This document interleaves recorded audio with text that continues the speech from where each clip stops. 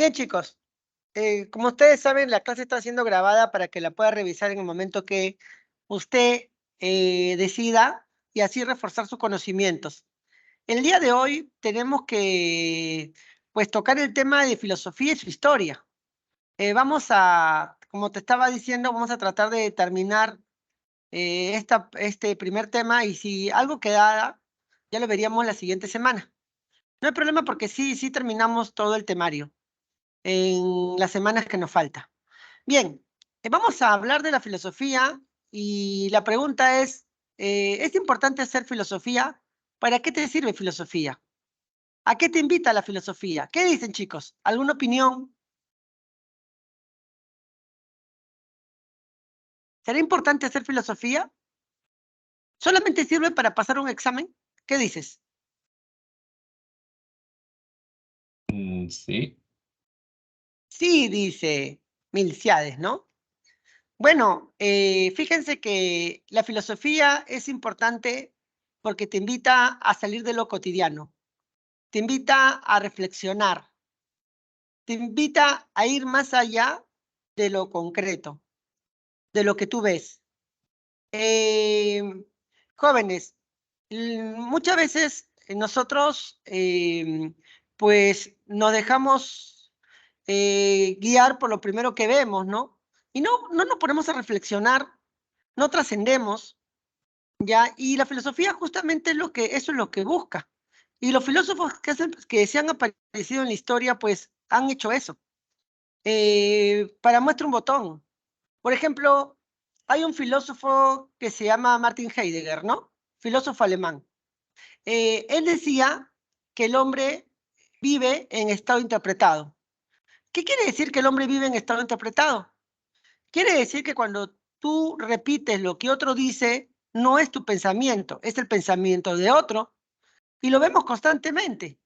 Por ejemplo, imaginemos que usted toma un taxi y el taxista te comienza a hablar de la presidenta, comienza a cuestionar a la presidenta, y usted le dice, para, ya no sigas. Y el taxista te dice, ¿por qué? Y usted le dice nuevamente, porque me vas a decir esto y esto y esto y esto. Y el taxista sorprendido le pregunta, ¿cómo usted sabe todo lo que yo le iba a decir? Y usted sonriendo le dice, está escuchando Radio A, ¿cierto? Claro. Y Radio A todos los días dice lo mismo. Entonces, el taxista vive en estado interpretado, porque está repitiendo lo que otros dicen. Entonces, mira cómo se pone en evidencia lo que nos dice Martin Heidegger, ¿no? Y la filosofía, por eso es importante hacerla, ¿no? Porque recuerden ustedes que la mayoría de ustedes va a ingresar a la universidad, ¿cierto? Y tú sabes que las universidades son el cerebro, la universidad es el cerebro del país. Entonces, usted va a entrar, va a ser la neurona que va a permitir que la vía real haga sinapsis, ¿no? ¿No? Que reflexione, que vaya más allá de lo cotidiano. Y yo les pregunto, por ejemplo, miren ahí, en esta imagen, ya recordando también a lo que acabamos de decir a Heidegger, ¿no? Muchos de nosotros repetimos lo que los medios de comunicación nos dicen. Entonces estamos viviendo en estado interpretado, ¿cierto? Ahora, esto no quiere decir que no veas no veas la noticia, no. Simplemente que reflexiones, que no solamente seas un receptor y un loro que repite lo que otros dicen, sino que tú reflexiones sobre ello, ¿no? Que indagues, que corrobores, que cruces la información para que tengas un mejor juicio y puedas tener tu propia reflexión. Ahora, si todos vivimos en estado interpretado, o la mayoría vive en estado interpretado, pregúntate, ¿eres realmente libre? Ya, entonces, cuando tú te estás haciendo esa pregunta, que si eres realmente libre, ahí estás haciendo filosofía, porque la filosofía siempre te invita a una reflexión metafísica. Profesor, metafísica, o sea, más allá de lo físico, claro. Por ejemplo, miren, ¿qué es la libertad? Es una pregunta metafísica, es una pregunta filosófica. No es es lo mismo preguntar qué hora es que preguntar qué es el tiempo. Cuando tú te preguntas qué es el tiempo, estás haciendo una pregunta filosófica. ¿Existe Dios? Te estás haciendo una pregunta metafísica, una pregunta filosófica. Y en ese sentido, como decía también el amauta José Carlos Mariátegui, somos seres metafísicos. O sea, somos seres que en algún momento nos hemos hecho preguntas filosóficas. Entonces, jóvenes, por eso es importante estudiar filosofía. Pero ¿qué cosa es la filosofía? Mira, hay tantas definiciones como filósofos hay. Tantas definiciones como filósofos hay. Etimológicamente viene la palabra filos, que significa amor, y sofía, que significa sabiduría. O sea, etimológicamente es amor a la sabiduría. O sea, el filósofo busca el saber. Ya es muy diferente al sabio, ¿no? Porque el sabio ya sabe. El filósofo busca el saber. Es muy diferente al sabiondo, ¿no? Porque el sabiondo cree que sabe, pero realmente no sabe, ¿no? El filósofo va en busca de la sabiduría. Pero esa es la definición etimológica. Hay otras definiciones, como por ejemplo la de Aristóteles. Mira lo que nos dice Aristóteles. Es la ciencia teórica en los primeros principios y las primeras causas.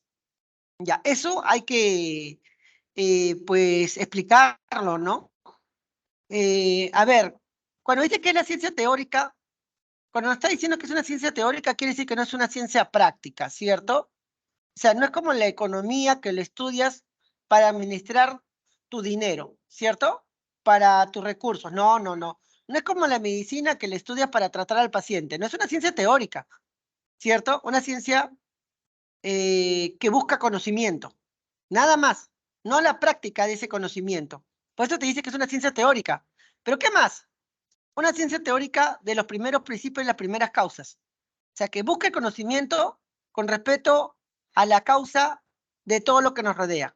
Sobre este primer principio que ha dado origen al universo y a todo lo que nos rodea. Eso es lo que nos está diciendo, mira. Esta ciencia teórica de los primeros principios y las primeras causas. Teoriza sobre eso. Y fíjense ustedes que Aristóteles es un filósofo, pues, naturalista. Quiere decir que parte de lo que observa, ya parte de lo que observa, parte de la naturaleza, muy diferente a Platón, ¿no? Ya, él parte de lo que observa, y él observa que todo está en movimiento. El animal se mueve, el ser humano se mueve, la planta se mueve. Entonces, el cosmos se mueve, ¿cierto? Todo está en movimiento y deduces que el cosmos se mueve. Pero para que el cosmos se pueda mover, tiene que haber un motor que mueva el cosmos, ¿cierto? Un motor que mueva el cosmos, un motor 1. Pero para que ese motor se pueda mover y mueva el cosmos, debe haber otro motor, motor 2. O sea, el motor 2 mueve el motor 1, el motor 1 mueve el cosmos. Pero ese motor 2, para que se pueda mover, tiene que haber un motor 3. Entonces, motor 3 mueve el motor 2, luego el motor 2 mueve el motor 1 y mueve el cosmos. ¿No ves que todo está en movimiento? Pero así como hay un motor 3, debe haber un motor 4, ¿cierto? Un motor 4 que mueve el motor 3, que mueve el motor 2 y que mueve el motor 1 para que se pueda mover el cosmos, ¿cierto? Oye, pero si seguimos así, nos vamos al infinito, pues, ¿no? Entonces, reflexiona Aristóteles y dice, debe haber un primer motor inmóvil, ¿cierto? Inmóvil. Motor porque mueve todos los motores que tú te puedes imaginar. 1, 2, 3, 4, 5, ¿no? Ya, inmóvil porque no es movido por nadie. Entonces, la filosofía consiste en teorizar sobre ese primer motor inmóvil, porque es teórica, pues, ¿no? Y busca las primeras causas, ¿no? ¿Vieron? Eso es lo que nos quiere decir Aristóteles. Luego ya ustedes saben que viene la religión, y para la religión, ¿quién es ese primer motor? Dios, pues, ¿no? Es Dios, ¿cierto? Pero Aristóteles no, pues, no, Aristóteles no habla del Dios cristiano, pues, ¿no? Ya, entonces, esto es lo que nos quiere decir Aristóteles cuando nos dice que la filosofía, la ciencia teórica, los primeros principios y las primeras causas, ¿no? ¿Sí? Ahí está. Para Carlos Marx, ya, Carlos Marx. Mira, para Carlos Marx es la interpretación del mundo con la finalidad de transformarlo, ¿no? O sea, hay que interpretar, hay que conocer la realidad, te vas a dar cuenta que la realidad avanza de acuerdo a la lucha de clases, ¿cierto? Entonces, hay que transformarlo porque hay que llevarlo a la práctica. si no hay enfrentamiento, no va a haber cambios, ¿cierto? ¿Estamos, chicos? La clase trabajadora sobre la clase capitalista. Tiene que haber un enfrentamiento, así como ha habido en la etapa esclavista, en la etapa feudal, ¿ya? Pero ojo, está diciendo la interpretación del mundo. Para interpretar el mundo tú tienes que tener conocimiento, pues no, no te dice que repitas lo que otros dicen, ¿no? Ya, porque hay mucha gente que solamente repite, hay mucha gente que quiere cambiar la constitución y no la ha leído, ¿no? Ya, o hay mucha gente que repite lo que dice de repente algún líder, ya sea de la izquierda o de la derecha, sin analizar, ¿no? ¿No? Entonces, eso no te está diciendo Carlos Marx, ¿no? En todo caso, ahí está Carlos Marx, llevándolo a la práctica, a la filosofía. Muy diferente a Aristóteles, ¿no? Otro, Martin Heidegger, es lo extraordinario preguntar por lo extraordinario. Miren, es extraordinario que nosotros siendo seres finitos nos preguntemos por lo extraordinario que es el universo, ¿no? O sea, hacernos esta pregunta, cuando nos preguntamos, ¿qué es el universo? Eso es extraordinario. Y es una pregunta metafísica, pues, ¿no? Ya, entonces, esa es para Martin Heidegger la definición de la filosofía. Ya. Ahora, nosotros frente a los hechos, frente a la realidad, tenemos diferentes actitudes. Una actitud le llamamos actitud ingenua. Ya, dentro de la actitud ingenua está pues una postura religiosa, supersticiosa. Por ejemplo, de repente, pues, te pones, hay un temblor y te pones a rezar. Es una actitud ingenua, ¿no? ¿Sí? O de repente se te cruza un gato negro y dices, uy, hoy día me va a ir mal. Justo es día domingo, tu examen. No, no voy a poder ingresar porque se me cruzó el gato negro. Actitud ingenua, supersticiosa, ¿no? Ya, frente a ella tenemos la actitud filosófica. Ya, la actitud filosófica, la cual puede ser espontánea y puede ser académica. Decimos que es académica cuando hay cierto grado de preparación, cuando tú conoces algún método filosófico, como el método dialéctico, como el método socrático, como la duda metódica de Descartes, ¿no? Entonces es una actitud filosófica académica. En cambio, también hay una actitud filosófica espontánea, ¿no? Acá no conoces ningún método, simplemente te haces preguntas metafísicas, como por ejemplo, ¿qué es la muerte? ¿Existe Dios? No, ahí está, actitud filosófica espontánea. ¿Qué es el tiempo? ¿Sí? Ahí está. Entonces, jóvenes, ahí están las actitudes frente a los hechos de la realidad y continuemos, ¿ya? Profesor, disculpe, Sí, sí, sí, es que pregunten. cuando dice ¿Todo bien, espontáneo, chicos? cuando dice espontáneo no entiendo muy bien, o sea, espontáneo significa natural, ¿no? Entonces, como, es que dio el ejemplo ese de preguntarse del universo, ¿no? Entonces, por eso. Claro, ya, bien. Mira, con respecto a la actitud filosófica espontánea, también hay posturas de algunos filósofos. Por ejemplo, para Descartes, la filosofía empieza a partir de la duda. ¿Alguna vez te has preguntado si existe Dios o no existe Dios? Ya, eso es espontáneo, actitud filosófica espontánea, pero estás dudando, ¿no? ¿Existe o no existe Dios? Y de ahí te preguntas, o sea, tienes una duda. Eso es una pregunta filosófica espontánea. Para Jesper, la filosofía empieza a partir de una situación límite. Por ejemplo,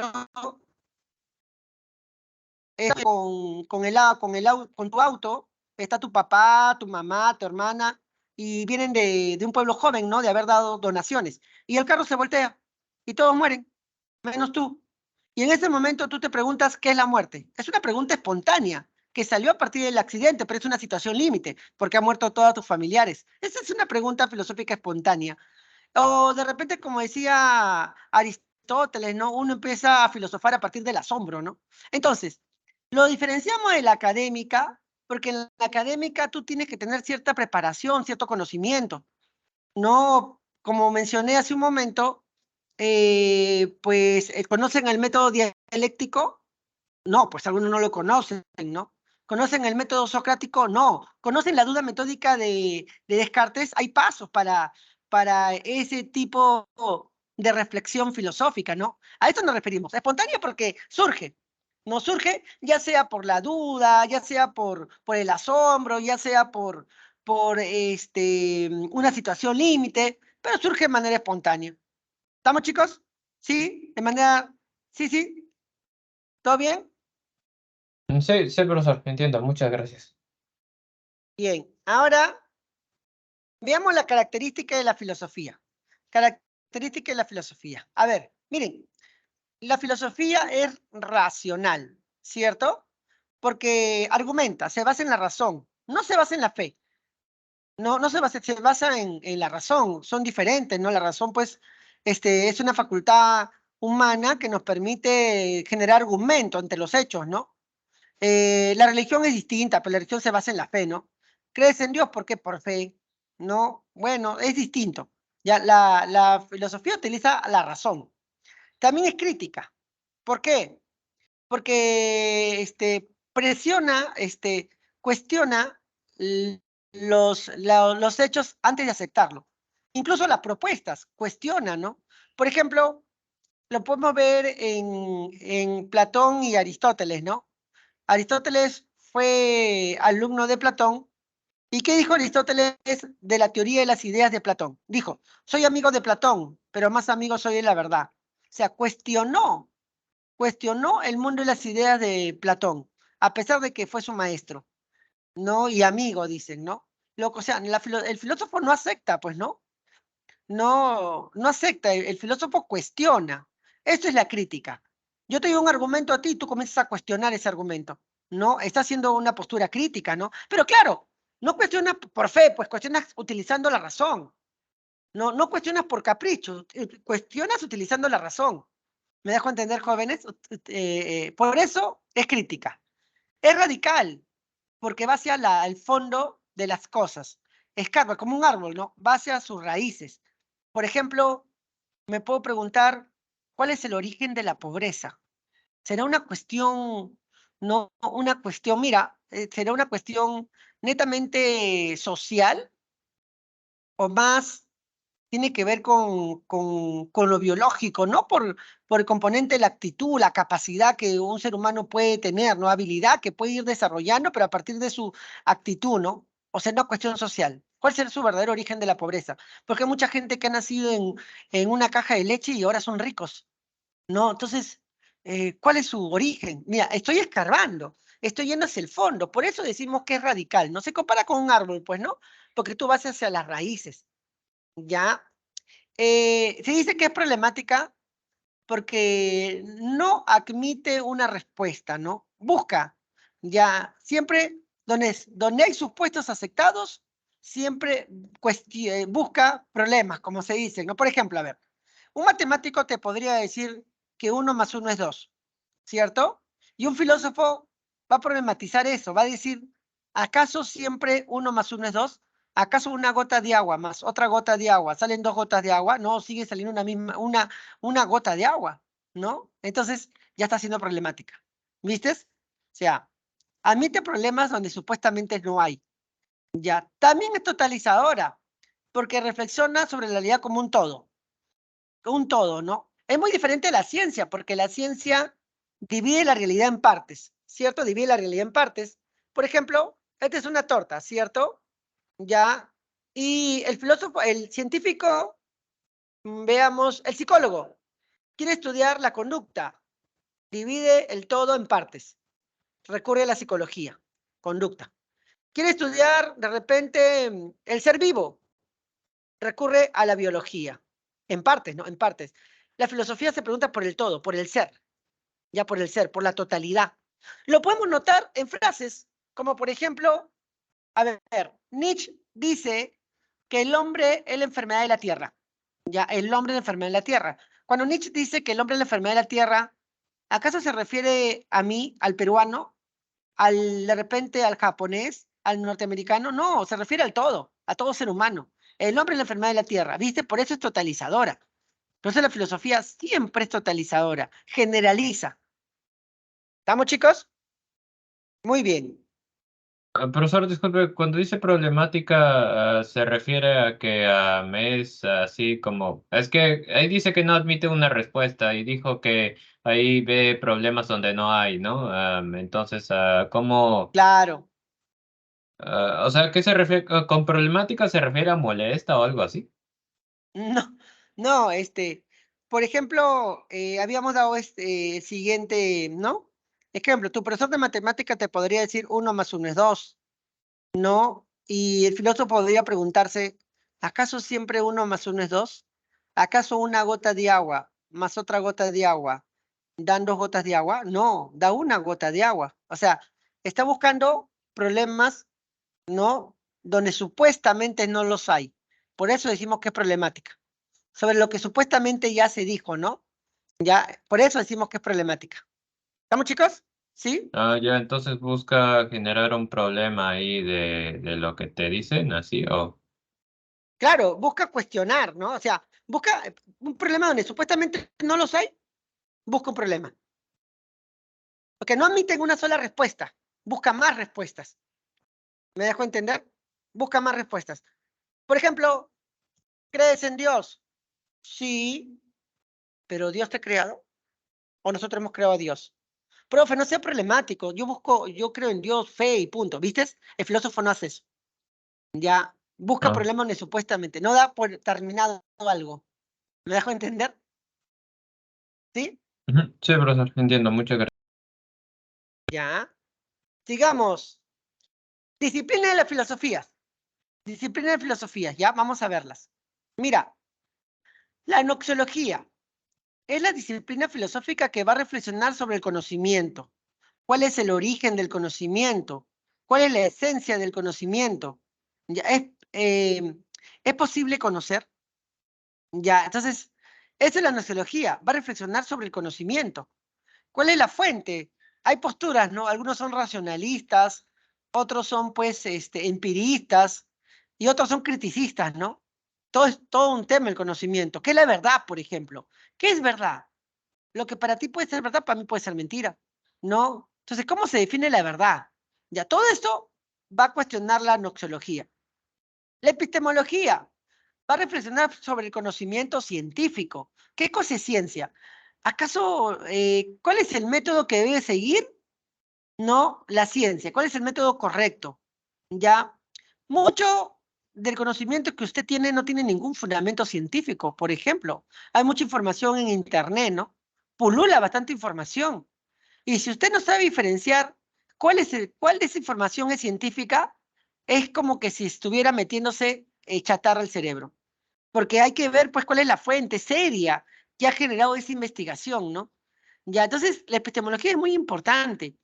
Hay mucha gente que entra en internet y cualquier cosa que está en internet lo toman como si fuera un conocimiento científico y ese es un tremendo error, ¿no? Y lo repite todavía. Por ejemplo, la medicina alternativa es ciencia. No, jóvenes, hay cuestionamiento de eso. Hay gente que te dice, yo he escuchado a gente profesional que te dice, no, que cree todavía, ¿no? En la astrología. La astrología no es ciencia. No, la astronomía sí, no, la astrología no. Entonces, mucho cuidado, ¿no? Creen los horóscopos, no, eso no es ciencia. Ya, entonces la epistemología va a reflexionar sobre eso. Interesante la epistemología. Seguramente que cuando ingrese lo va a llevar en el primer año de la carrera, ¿no? Que usted haya elegido. La ontología estudia el ser. ¿Qué es el ser? ¿Qué es el ente? Ya, a propósito, ¿qué fue primero, el huevo o la gallina, jóvenes? ¿Qué dices? ¿El huevo o la gallina? El gallo, Bueno, profe. yo pienso que fue el huevo, porque ahí el huevo dijeron que se considera una célula y pensándolo bien sí sería sí sería como una célula porque tiene núcleo, tiene alrededor así, ya sabes, sería como parecido al citoplasma, así, entonces, pero evolucionó y se volvió un huevo, así. Ya, claro, ¿no? Entiendo que si tú crees, pues, en la teoría evolucionista, Oparín, Darwin, toda esa gente, pues, tendría que ser primero el huevo, ¿no? Si tú crees en la teoría creacionista, Dios, ¿no? Que crea primero los animales, tendría que ser primero la gallina, ¿no? Aunque siempre la filosofía cuestiona, así que son posibles respuestas, ¿no? Pero ahí está la ontología. Jóvenes, la ética, ¿qué estudia? La moral, ¿no? La moral, ¿cierto? ¿No? Una sociedad sin moral, ¿sí? ¿Qué cosa es el inmoral? ¿Qué cosa es la moral? No, esto va a estudiar la ética. ¿Estará bien, por ejemplo, pagar para ingresar a una carrera? ¿Estará bien eso? ¿no? Profesor, el fin justifica los medios. Algunos creen eso, ¿no? Porque acuérdense ustedes que hubo lo del nombramiento en docentes, un examen del nombramiento. Y recuerdo mucho que ese examen se suspendió porque la prueba se había filtrado. Y si la prueba se ha filtrado, quiere decir que hay profesores que han pagado por esa prueba, ¿cierto? Sí, es un escándalo y se suspendió ese primer nombramiento. ¿En qué quedó? En absolutamente nada. No, no hay información sobre las investigaciones que se debió haber hecho en eso. Entonces, jóvenes, la ética está de manera transversal en todos nosotros, ¿no? Ya. Bien, en fin, solamente la filosofía es eso, no es fácil hacerla, porque la filosofía te invita a reflexionar, a cuestionar, a criticar. Incluso ya en algunos colegios ya ni se enseña, ¿no? La han quitado, ¿no? En el tiempo de Fujimori la quitaron totalmente porque a una dictadura pues no le conviene que se dicte, que la gente reflexione. Quitaron filosofía, ¿no? No le conviene que la gente reflexione, cuestione, ¿no? Porque la filosofía, pues, te despierta el pensamiento, ¿no? Ya, bien, vivimos en una sociedad bastante corrupta, ¿no? Es difícil cumplir con las normas morales, ¿no? A veces esa persona que hace toda una conferencia de normas morales, pues, de repente es uno de los que más infringe, ¿no? En fin, es todo un tema. Ya, la estética, ¿qué estudia la belleza?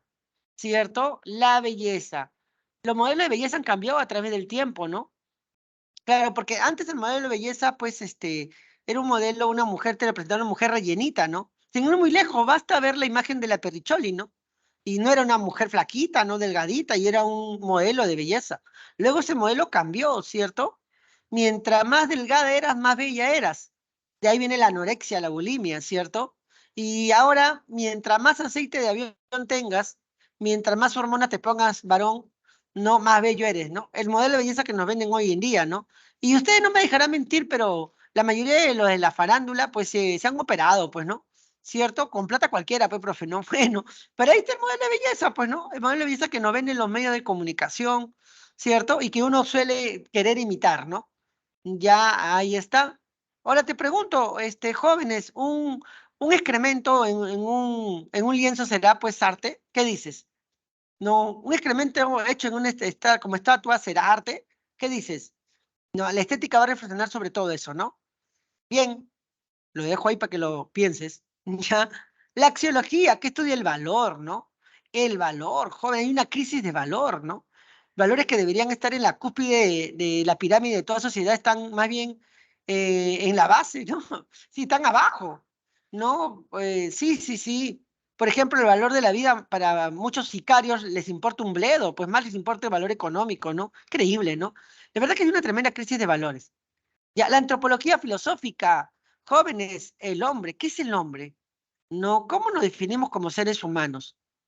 No, jóvenes, ¿existirá Dios? ¿Dios nos habrá creado o nosotros creamos a Dios? No, antropología filosófica, ¿no? Filosofía política, el Estado. ¿Estará bien el sistema democrático? Si la mayoría no siempre tiene la razón, ¿no?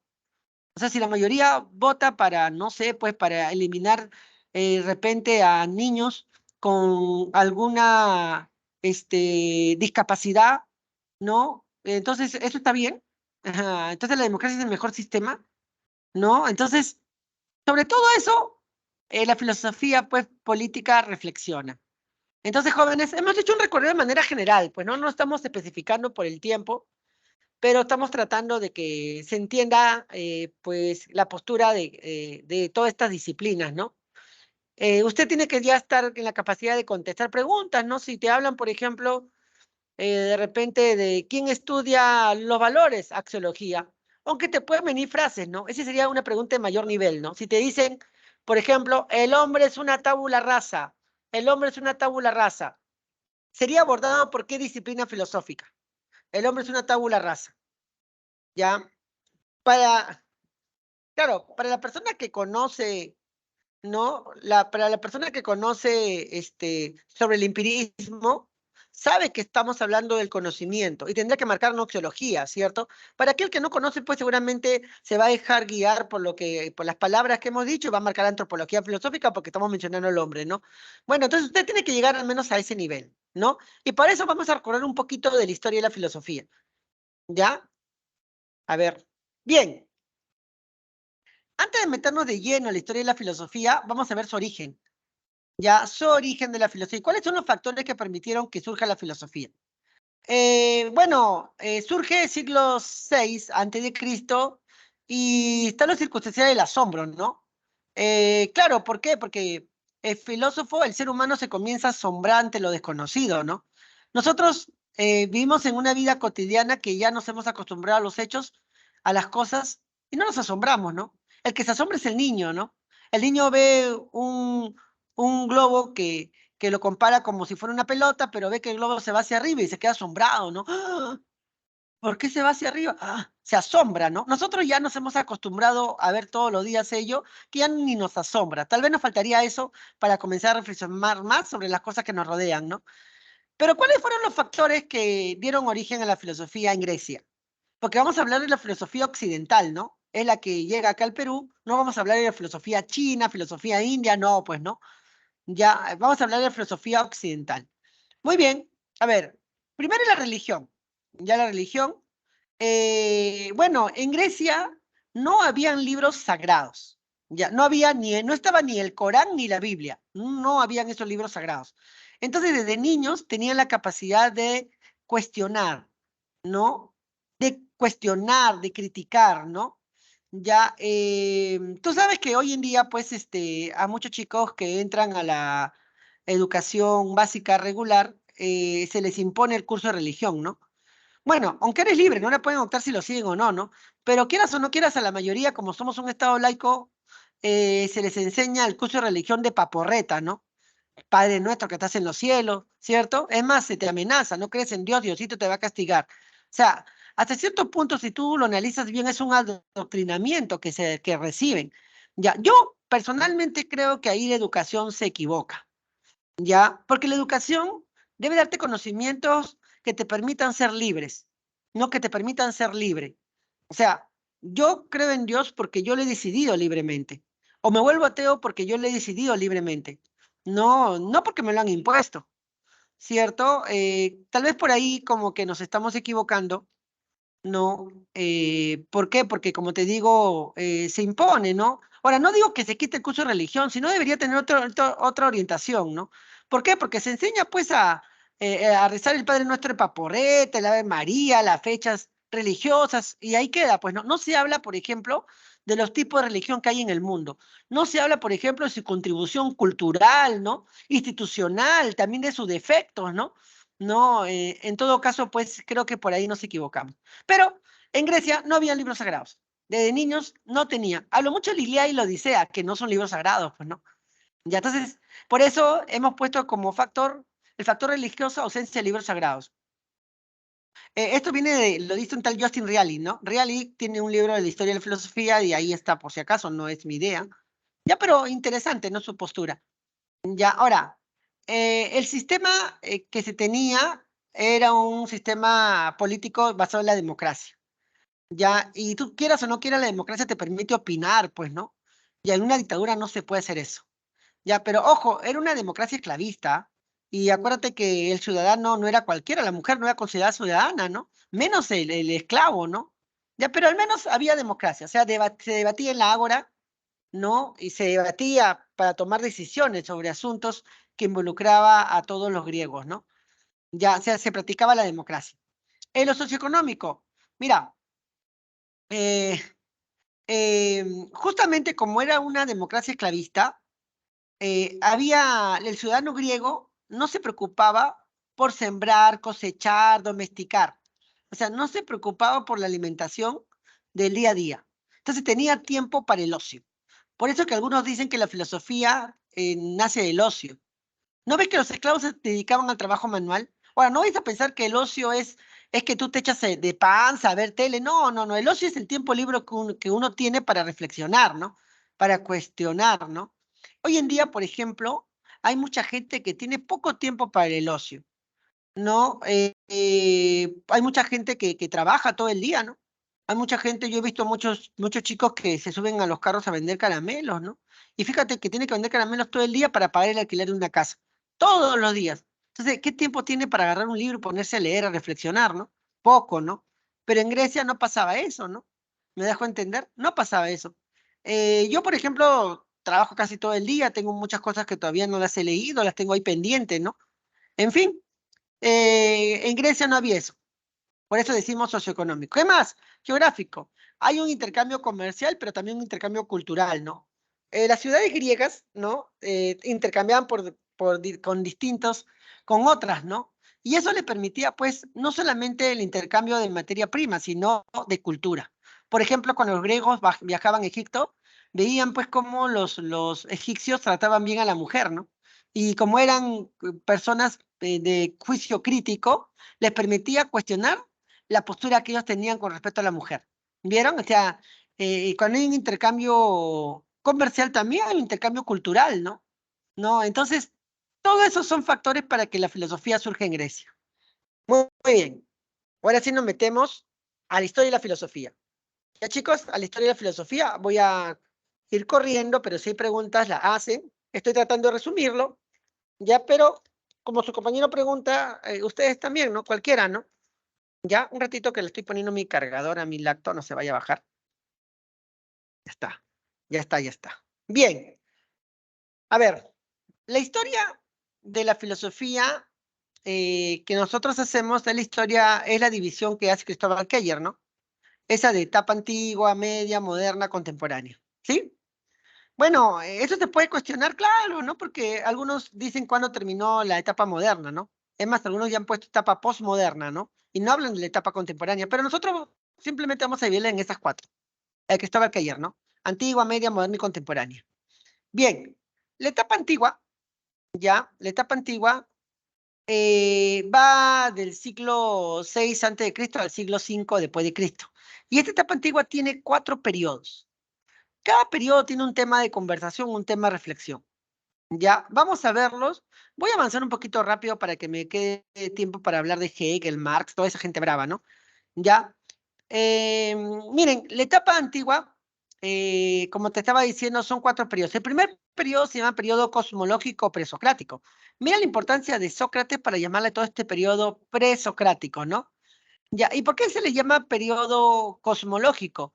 Porque los primeros filósofos que van a comenzar a aparecer se van a preguntar por el origen del cosmos, por el origen de todo lo que te rodea. ¿Cuál es el origen de todo lo que nos rodea? Ya, claro que van a buscar una explicación racional, ¿no? Porque la filosofía utiliza la razón, ¿cierto?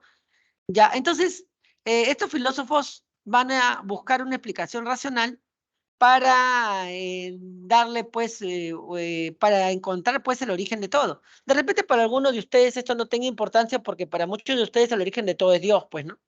Ya, pero los filósofos no, pues no van a empezar con eso. Por ejemplo, el primer filósofo en aparecer es Tales de Mileto, que es uno de los 7 sabios de Grecia, ¿no?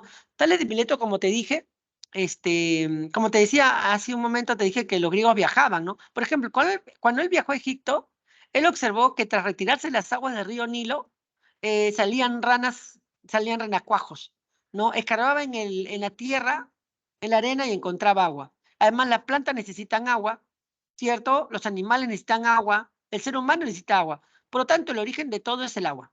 Es más, pensaba que la tierra flota en agua. Por eso decía, todo está lleno de dioses. Dioses era el agua, todo está lleno de agua, ¿no? Entonces, para Tales de Mileto, el origen de todo es el agua. No te vayas a olvidar. Ya es el primer filósofo en aparecer, no escribió en absoluto.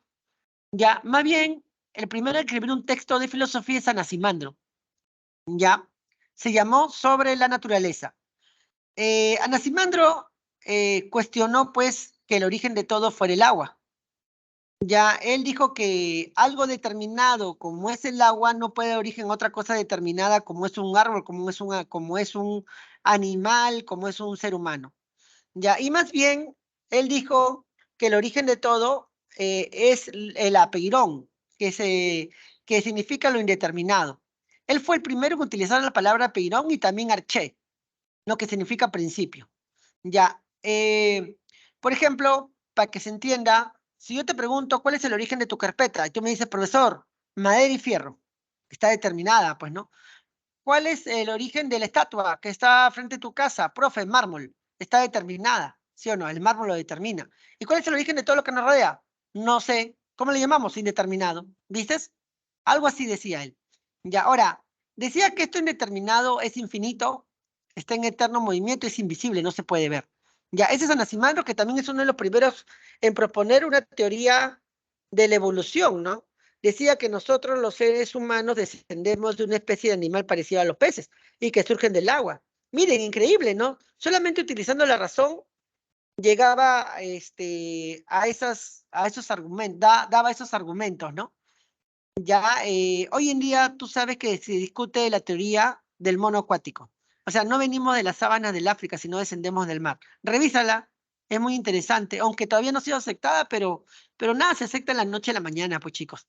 Ya, entonces ahí está Anaximandro, sigo corriendo, Anaxímenes, ya de Mileto, ¿no? ¿Qué nos dice Anaxímenes?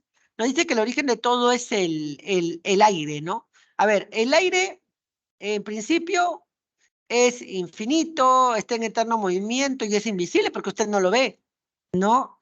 Y además el aire está antes que el agua. Ahora, el aire cuando se condensa se convierte en agua, o sea, cuando se enfría. Cuando se calienta se convierte en fuego. Se calienta tanto que da origen al sol y de ahí da origen a todo lo que nos rodea. Ahora, se enfría tanto que da origen al agua y da origen a la tierra, ¿no? Entonces, para Anaxímenes el origen de todo es el aire. Más adelante, Diógenes de Apolonia le da la capacidad de inteligencia al aire, mira, increíble, ¿no? Bien, bien, sigamos. Estamos en el periodo cosmológico. El otro gran filósofo es Pitágoras, que nos dice que todo el origen de todo es el número, ¿no? Pero ojo, no es a pensar que Pitágoras creía que el número era algo que había inventado en su cerebro, no, no, no, no, era una existencia, ya, tenía existencia real, no es que era una idea, sino incluso era algo físico.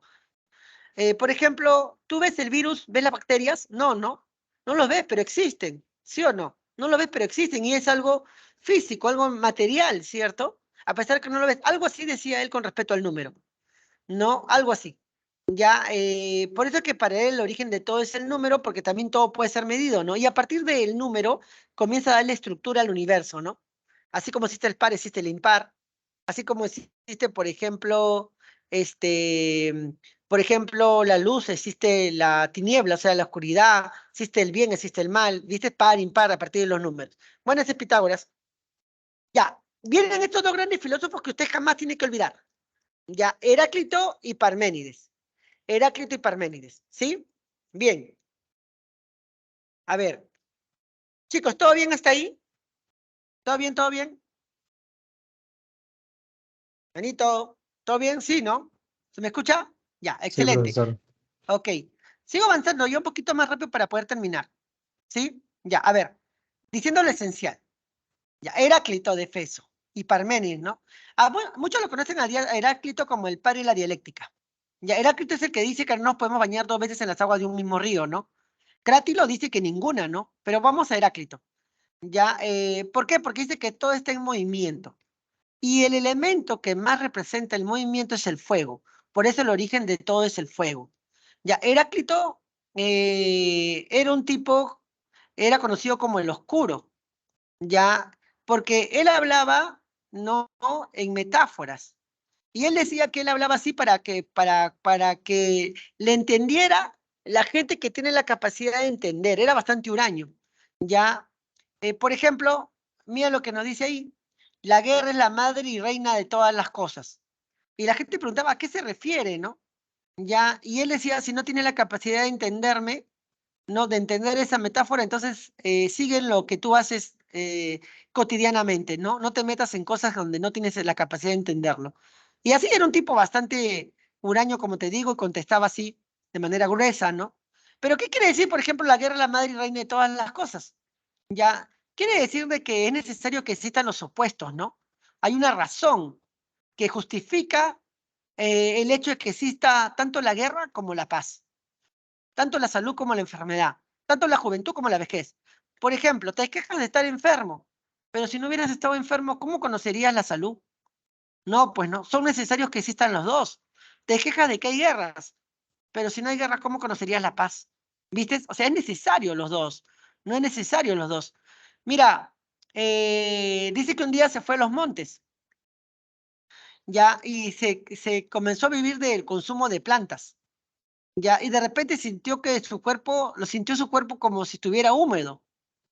no recuerdo el nombre de la enfermedad que le dio, pero bajó, fue donde los doctores y le dijo a los doctores, ¿me pueden secar?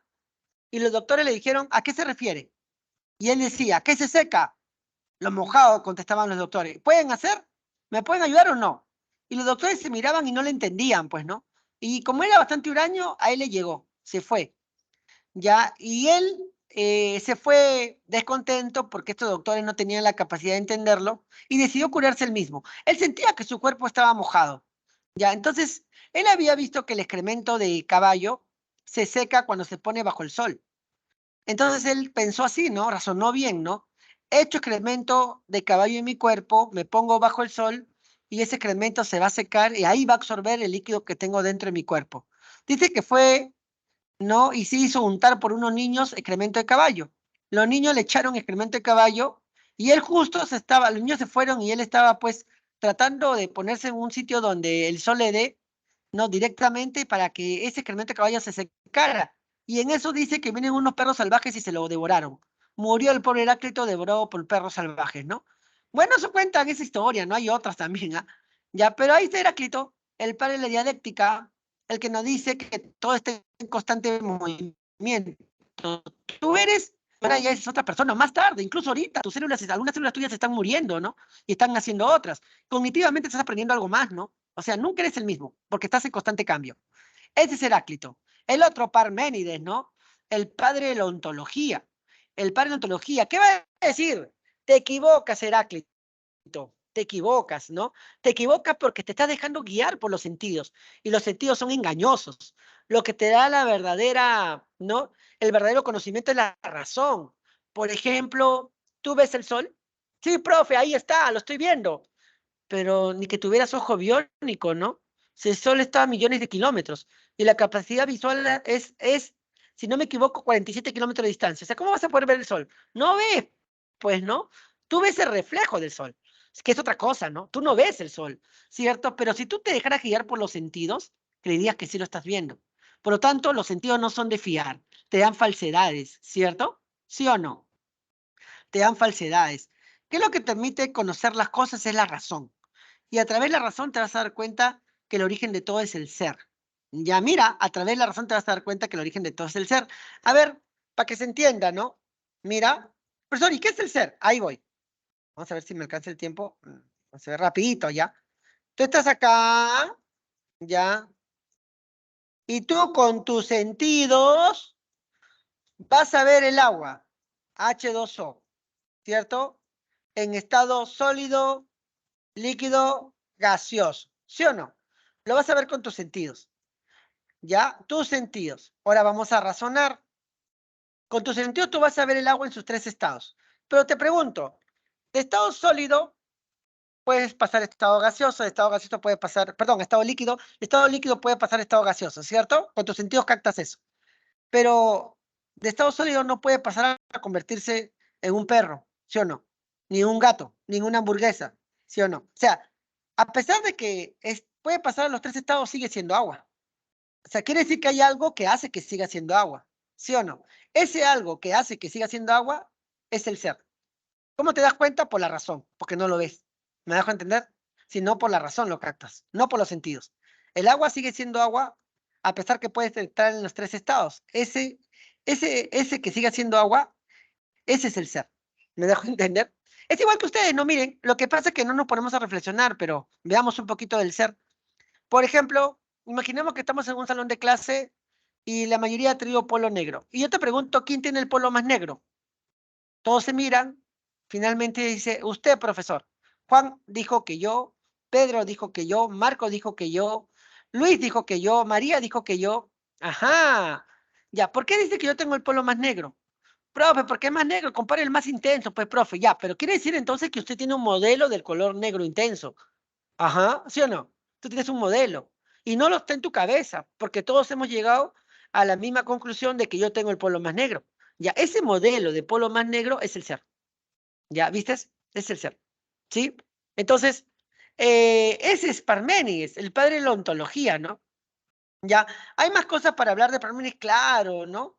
El ser y el no ser no existe, pero ya nos abarcaría mucho tiempo, ¿no? Así que sigamos avanzando. Estamos dando lo esencial, ¿ah? Ya, Luego vienen los pluralistas, ¿no? Los pluralistas. Ya los pluralistas no van a hablar de un elemento, sino van a hablar de más de un elemento. Los pluralistas, más de un elemento, no solamente uno, porque los anteriores solamente hablaban de uno, ¿no? Agua, fuego, número, ¿no? ¿Sí? ¿Estamos, chicos? Aire, ¿no? Bueno, ellos no. Mira, a partir de lo que había dicho Heráclito y Parménides, ¿no? También se van a basar en ellos, ¿no? Por ejemplo, Empédocles dice, a ver, elementos que nunca cambien, que sean eternos, como el ser de Parménides, ¿ya? Y ya los griegos han hablado de ciertos elementos. Entonces yo creo que no puede ser uno, sino son 4. Tierra, agua, aire y fuego. Pero estos necesitan moverse, ¿no? Como el fuego de Heráclito. ¿Qué los mueve? ¿Qué los une? El amor. Si el amor crea, el odio separa. ¿Cómo te hicieron a ti? No me cuentes, pero se supone que te hicieron con amor. El amor une, el odio se separa. O sea, son como fuerzas cósmicas, ¿no? No, fuerzas cósmicas, ¿cierto? Sí, el amor y el odio. Es lo que tú le llamas energía hoy en día, ¿cierto? Ya, ahí está. Entonces, son 4 los elementos. Cuando yo, por ejemplo, te puedo captar, lo que yo tengo de agua, capta lo que tú tienes de agua.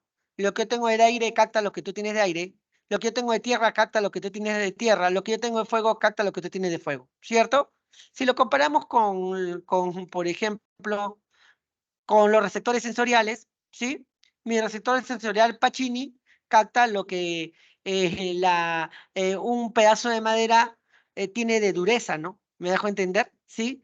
Mi receptor Krauss-Ruffini capta lo que un pedazo de madera tiene de frío, caliente. ¿Viste? Así, así, así. Ya, entonces Empédocles, ¿no? Ahí está Empédocles con los 4 elementos, ¿sí? Es un pluralista ya. Luego vienen Ah, Anágoras. profesor, Dime. disculpe, es que entonces el amor y el odio combinados mueven el agua, tierra, aire y Así es. fuego, y este La, movimiento genera el ser. No, ¿O? el amor y genera más bien, claro, genera todo lo que nos rodea. Podría ser el ente, Ah, genera el ente, lo que nos rodea. ¿Cierto? ¿Sí? ya. Sí, sí, Ya, eso. entiendo. El árbol, ¿no? Todo eso. Eso es lo que decía, ¿ya? Entonces, el amor une y el odio más bien separa. ¿Ya? Entonces, eso es lo que nos dice. Muy bien. Ya, el otro es Anaxágoras. Anaxágoras dice 4 elementos muy poquitos. 4 elementos muy poquitos. Para toda la variedad que existe en el universo, muy poquito. Yo creo que son infinitos elementos. Es como decir, 4 frutas, muy poquito. Son infinitas frutas. Papaya, melón, palta, no, uva, sandía, ya. A estas infinitas frutas o infinitos elementos él le llamó semillas. Aristóteles les va a poner el nombre de homomerias, ¿ya? Y miren, estas semillas homomerias están en todas partes. Por eso dice el todo está en todo. Profe, no entiendo bien. Te explico. Imaginemos, imaginemos que te saco una célula a ti. Pregunta, ¿con una célula te puedo clonar? ¿Puedo hacer otro igualito a ti? Claro, porque la célula que es el todo para mí, ahorita que te la he sacado, el todo es para mí, el todo está en todo. O sea, todo lo tuyo está en la célula. El todo, que la célula está en todo. ¿Vistes? Te puedo clonar. ¿Sí? Con una célula nomás. El todo está en todo. Ya, entonces, eso es lo que se refiere a Anaxágoras, ¿no? Ya, pero son infinitos elementos, solamente que algunos predominan, ¿no? Por ejemplo, tú tomas leche y las homomerias de color blanco predominan, por eso hacen que la leche sea blanca. ¿Viste? Entonces, eso es lo que nos dice Anaxágoras. Es pluralista también. Otro más, Demócrito. Ya, Demócrito.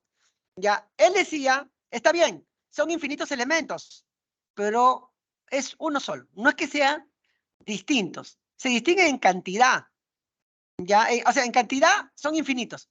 En cualidad se distinguen porque todos son átomos. Es como si fueran todos una misma fruta, solamente que algunas frutas son más redondas, más delgadas, pero sigue siendo naranja. ¿Viste? Ahí se diferencia. Mientras que, mientras que acá son distintos tipos de semillas o momerias, o estamos haciendo la metáfora de la fruta, son distintas fruta, pero se distinguen que una más grande, más chica, ¿sí? Por eso dice, mira, existen un sinfín de diferentes átomos en la naturaleza. Algunas son redondas y lisas, otras irregulares y torcidos. Todos son eternos, inalterables, indivisibles. Ya, porque átomo significa indivisible, ¿no? Por eso le llama así. Por ejemplo, para que me entiendas, Tú cortas una manzana y llega un momento que ya no la puedes cortar, no la puedes seguir dividiendo. ¿Sabes por qué? Porque te topaste con el átomo. Ya no se puede dividir. ¿Ya? Ahora, estos átomos que son infinitos tienen diferentes formas, tamaños, pero siguen siendo átomos. Son como las piezas de un rompecabezas que necesitan el vacío para que puedan armarse o desarmarse. ¿Sí? Por eso mira lo que nos dice. Cuando un cuerpo muere y se desintegra, los átomos se dispersan y pueden utilizarse de nuevo en otro cuerpo. Mira lo que te está diciendo. ¿Ah? Los átomos se mueven en el espacio, pero como tienen entrantes y salientes, como la pieza de un rompecabezas, se acoplan para configurar las cosas que vemos a nuestro entorno. Claro, fíjense, a ver, te está diciendo que los átomos, o sea, forman un cuerpo, pero cuando tú te mueres, esos átomos que le pertenecen a ese cuerpo pueden pasar a formar parte de otro cuerpo. Te está diciendo que un átomo que le perteneció a un dinosaurio, hoy en día puede formar parte de tu nariz. Vamos a hacer un poquito más, ¿ya? Reflexiona conmigo, ¿ah? Tranquilo, reflexiona conmigo. Mira, hay tres cosas básicas, ya para terminar con este periodo. Hay tres cosas básicas, ¿sí? Uno, la materia no se crea ni se destruye, solo se transforma, ¿sí o no? No se crea ni se destruye, solo se transforma. Ya, ahí va, uno. Dos, estamos formados por átomos, el famoso chon, ¿cierto? Millones de átomos. Ya. Tres, lo único seguro, tu ingreso no es. Lo único seguro es que te vas a morir. No sé cuándo, ni cómo, ni dónde, pero te vas a morir. Ya, tres cosas. Muy bien. Imaginemos que ingresas. Sí, te dan un paseo a la selva. Puedes ir con alguien y tú invitas a la chica que te gusta. Bien, estás caminando por un precipicio con la chica que te gusta y en eso le robas un beso. La chica se amarga y te mete una cachetada. Y de casualidad tú resbalas. Bueno, producto de la cachetada, ¿no? De casualidad tampoco fue. La cosa es que rebalas y caes, así como este perro que está acá. Ahí estás tú. Caíste. La chica se toma foto tipo Ciro, se despide y se va. ¿Ya? ¿Y qué va a pasar contigo? Agonizas y mueres. Lo único seguro es que te mueras, ¿cierto? Pero ¿te acuerdas qué va a pasar con tu cuerpo? La materia no se crea ni se destruye, solo se transforma. Esos millones de átomos, famoso chon, carbono, oxígeno, ¿sí? Van a comenzar a separarse para formar parte de otro cuerpo, ¿cierto? Porque la materia no se crea ni se destruye, solo se transforma. Imaginemos que unos cuantos átomos de oxígeno se separen de tu cuerpo y pasen a juntarse con otras de hidrógeno, ¿cierto? Y pasen a formar el H2O, un charco de agua. O sea, ese átomo de oxígeno que ahora forma un charco de agua que te pertenecía a ti, ahora le pertenece al agua. ¿Sí o no? Ya formó un charco de agua. Ya, ahora, todo sigue un ciclo. La planta absorbe ese oxígeno. ¿Sí o no? Entonces, ese átomo de hidrógeno que te perteneció a ti, luego al agua, ahora le pertenece a la planta. Ahora, viene un animal, imaginemos una vaca, y se come la planta. O sea, ese átomo de hidrógeno que te perteneció a ti, luego el agua, luego la planta, ahora le pertenece a la vaca. No te la voy a hacer tan larga, ¿ya? Pero imaginemos que viene un señor y mata a la vaca. La mata y pone el pedazo de carne de la vaca en el supermercado. Viene una señora, compra ese pedazo de carne y se lo come. O sea, ese átomo de hidrógeno que te perteneció a ti, luego al agua, luego a la planta, luego a la vaca, ahora le pertenece a la señora. Ahora imaginemos que la señora está embarazada. O sea, ese átomo de hidrógeno que te perteneció a ti, luego al agua, luego pues a la planta, luego a la vaca, luego a la señora, hoy en día puede formar parte de la nalga del nuevo ser que está por venir, o sea, del bebé, ¿cierto? Entonces, ¿es posible o te parece que estoy consumiendo droga, algo? No, pues no. Es posible, claro, pues no. Mira la capacidad de reflexión que nos invita a la filosofía, ¿no? Es más, luego de que Demócrito pues habla del átomo, ya tú sabes que la ciencia demuestra que existe el átomo, ¿cierto? O sea, sin filosofía no hubiera ciencia, pues, ¿no? Por eso es la madre de toda la ciencia, dicen, ¿no? Ahí está. Bien, terminemos con este periodo y vamos al otro. Ya, vamos a correr un poco, ¿ya, chicos? Periodo antropológico, ya, periodo antropológico, ya. Bueno, acá las cosas van a cambiar, no, luego de la guerra del Peloponeso, el reinado de los 30 tiranos de Grecia, porque el contexto histórico también es importante, ¿no? Ya, entonces, las cosas van a cambiar. Y en el periodo antropológico, estos filósofos que van a aparecer, ya no se van a preguntar por el origen, sino se van a preguntar con respecto a la virtud, ¿ya? ¿Se puede enseñar o no se puede enseñar la virtud? Profesor, ¿y qué cosa es la virtud? Lo que te hace mejor ciudadano. Esa es la virtud. ¿Qué es lo que te hace mejor ciudadano? Esa es la virtud. ¿Ya? ¿Eso se puede enseñar o no se puede enseñar? ¿Qué te hace mejor ciudadano? Hablar en público, por ejemplo, debatir en público, ya aportar a tu sociedad, eso te hace mejor ciudadano, ya eso se puede enseñar o no. Y hay dos tendencias, los sofistas versus Sócrates, ya en los sofistas hay varios, ¿no? Pero hemos puesto acá a dos. En principio, para los sofistas, la virtud se enseña. Acuérdate que los sofistas fueron los primeros pedagogos en aparecer, ya eran pedagogos errantes, ¿no? Viajaban de un lugar a otro y cobraban por sus enseñanzas. A veces se les juzga injustamente, ¿no? ¿Ya por qué? Porque como viajaban, hacían gastos, pues, ¿no? Hacían gastos y ¿cómo solventas tus gastos si no cobras? Ya pues cobraban, pues, ¿no? Para solventar esos gastos. Ya, y la gente, pues, pagaba y ellos les enseñaban a debatir en público, porque para ser un mejor ciudadano, tú tienes que estar preparado para debatir en público, ¿cierto? O sea, enseñaban la retórica, el arte de conversar, de debatir en público. La erística, el arte de ganar, ¿cierto? Porque en una democracia, acuérdate que el sistema es democrático, tú tienes que buscar que convencer a la mayoría de gente con tus argumentos. Erística, el arte de ganar en un debate, ¿cierto? La gramática, el arte de escribir bien.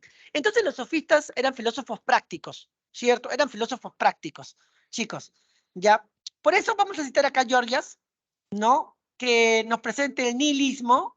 ¿Y qué quiere decir nihilismo? Te lo voy a resumir. Negación del ser, ¿no? A través de tres argumentos. El ser no existe, si existiera sería incognoscible para el hombre, si fuese conocible no puede ser comunicado ni explicado por otros, ¿no? Al menos te voy a dar de manera general, pues, cómo es que lo niega, ¿no? En principio, ¿quién habla del ser? ¿Se acuerdan? ¿Quién hablaba del ser? Parménides, ¿no? El padre de la ontología, ¿cierto? Ya. Si los sofistas van a ser prácticos, ¿tú crees que van a estar especulando con respecto al ser? No, pues no. O sea, vos estás diciendo, el ser es y el no ser no es. No, esa es especulación. Como yo soy sofista, soy práctico, te enseño a escribir bien, te enseño a debatir bien. No te voy a estar hablando del ser, son cosas insustanciales, ¿no? Eso hay que entenderlo como nihilismo. Niega el ser, ¿no? Pero como el filósofo tiene que utilizar la razón, ¿no? Por ejemplo, Parménides había dicho que el pensar es igual que el ser. Eso es lo que había dicho Parménides. El pensar es igual que el ser. Cuando tú piensas en el no ser, lo conviertes en ser, porque el pensar es igual que el ser. Ya, eso es lo que había dicho Parménides. Entonces Georgia dice, a ver, si yo pienso en los niños jugando en las nubes, ¿el niño jugando en las nubes existen? No existen. Por lo tanto, el ser tampoco existe, porque usted acaba de decir que el pensar es igual que el ser. Por lo tanto, es pura especulación. No sirve estar hablando del ser, ¿ya? Para que me lo entiendan de manera general. Por eso, nihilismo, Georgias. Ya, ahí está Georgias. Ya, el otro gran sofista es Protágoras, el Homo Mensura. ¿Qué nos dice este sofista llamado Protágoras?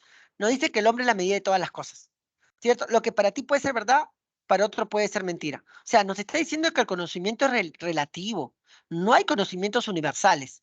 Ya, ese es nuestro amigo Protágoras, ¿no? Que también, pues, ganaba, pues, buscaba que la gente ganara su conversación, que ganara sus debates, ¿no? Protágoras decía que cuando tú vayas a debatir, siempre tienes que primero tener en cuenta el auditorio que tienes, ¿no? Y irte por la mayoría. Si te vas por la mayoría, jamás vas a perder un debate. Por ejemplo, imaginemos que yo voy a debatir sobre la existencia de Dios.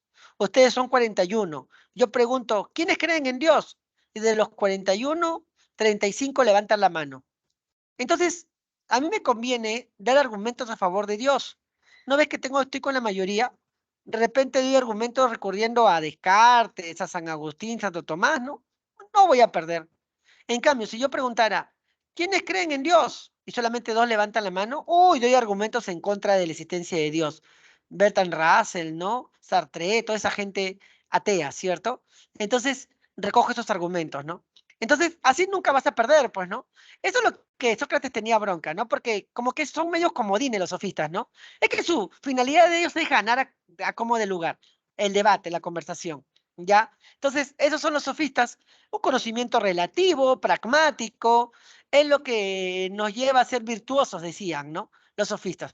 Frente a ellos aparece Sócrates, ¿ya?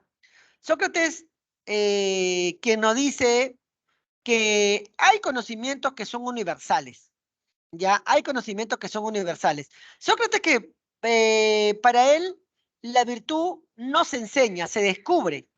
Por eso decía, conócete a ti mismo, ¿no? porque la virtud está en uno. Claro, no puedes tú desde afuera metérselo en la cabeza, si no está en uno mismo, pero hay que descubrirla. Ya, eso es lo que decía Sócrates. Y él, justamente para lograr ello, crea el método socrático, ya que tiene dos momentos, la ironía y la mayéutica. Claro, a través del diálogo, él hace que finalmente salga el conocimiento que está dentro tuyo.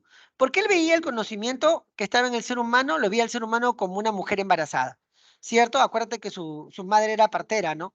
Ya, entonces él ayudaba a que la persona diera luz, o sea, que diera luz el conocimiento.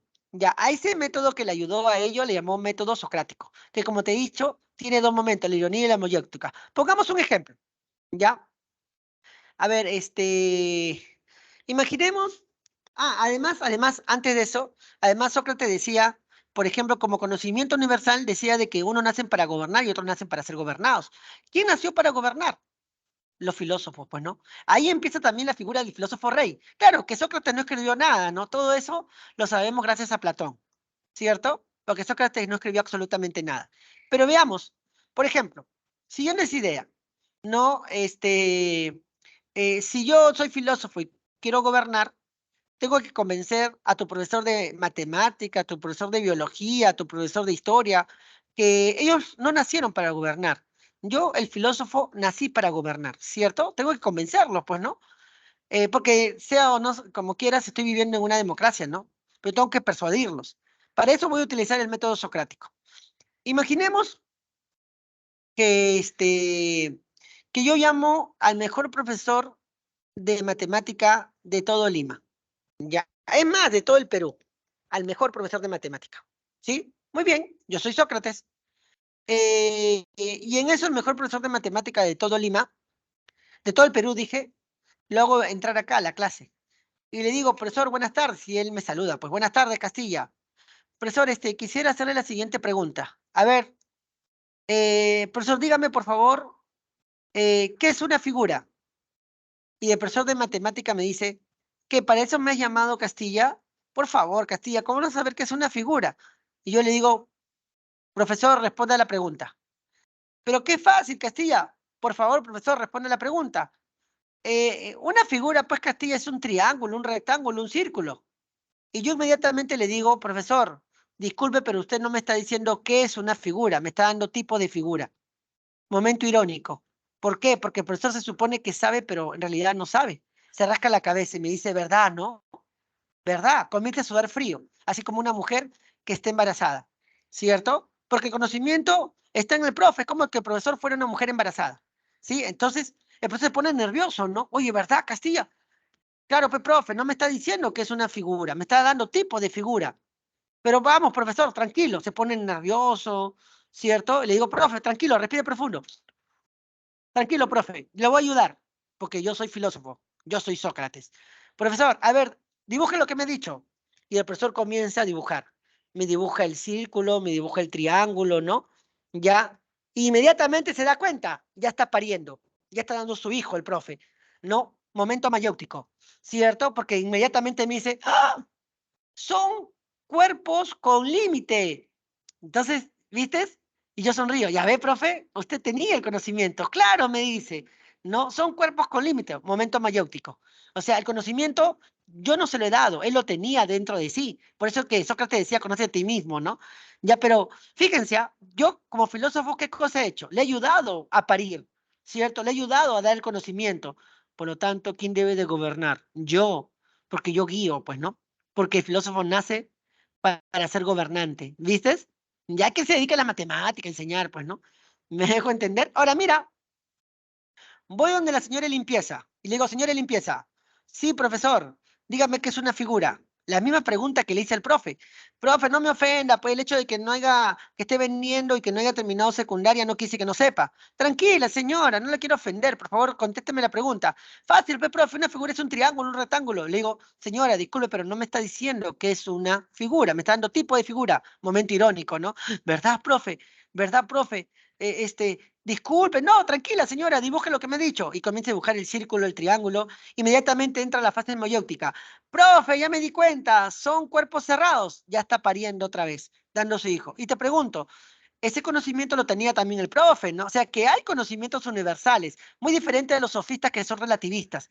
Para Sócrates hay conocimientos universales, ¿vistes? Así como es universal lo que te dije hace un momento, que unos nacen para gobernar y otros nacen para ser gobernados. ¿Quiénes nacieron para gobernar el filósofo? El resto nació para ser gobernados. Ahora, entre todos estos conceptos universales, le interesa sobre todo el de la justicia y del bien, ¿no? Por ello que algunos lo consideran el fundador de la ética. ¿Estamos, chicos? Bueno, tú sabes que Sócrates fue condenado a beber cicuta, ¿no? ¿Por qué? Porque supuestamente introdujo falsos dioses, corrompió la juventud, se señala a la juventud a pensar y corromperlo, imagínate, pues, ¿no? Ya, en fin, entonces ahí termina el periodo antropológico. Vamos al otro, al otro. ¿Todo bien, no, chicos? Ya. ¿Todo bien? Hola, hola. Hola. Ya. ¿Todo bien? Sigo, Sí, sigo. profesor. Ya. Sigo, ¿ya? Sigo porque si no se me va el tiempo. Ya, mira, el periodo de los grandes sistemas. Ya, entonces, el primer periodo se llamaba periodo cosmológico presocrático. La pregunta es el origen de todo. El segundo periodo se llamaba periodo antropológico. La pregunta es la sobre la virtud. Ya, y el tercer periodo de la etapa antigua es periodo de los grandes sistemas. ¿No? Acá van a aparecer dos grandes filósofos y estos sí te pueden preguntar, ojo, ojo, a Platón y Aristóteles, ¿no? Ya, la pregunta es, ¿dónde está el ser? Platón, joven, funda la academia. Algunas obras, cuidado que te pregunten sobre obras. Banquete, ya habla sobre el amor. Protágoras, sobre la virtud.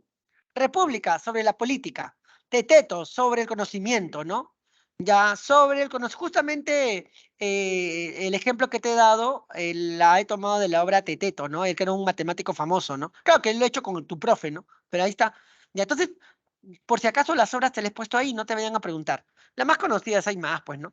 Ya, pero Platón en realidad era Aristócles, ¿no? Su nombre le pusieron Platón por su frente amplia. También dicen algunos por su espalda ancha, ¿no? Ya, en fin, es curioso que el hombre que decía que no hay que dejarnos llevar por las apariencias termine siendo conocido por un apodo, Platón, ¿no? Pero bueno, vamos a resumirlo, ¿ya? A ver, ¿dónde está el ser? Es la pregunta. A ver, Platón es el sujeto que divide el mundo en dos, el mundo de las ideas y el mundo sensible. Ya, el mundo de las ideas y el mundo sensible. ¿Estamos? Ya.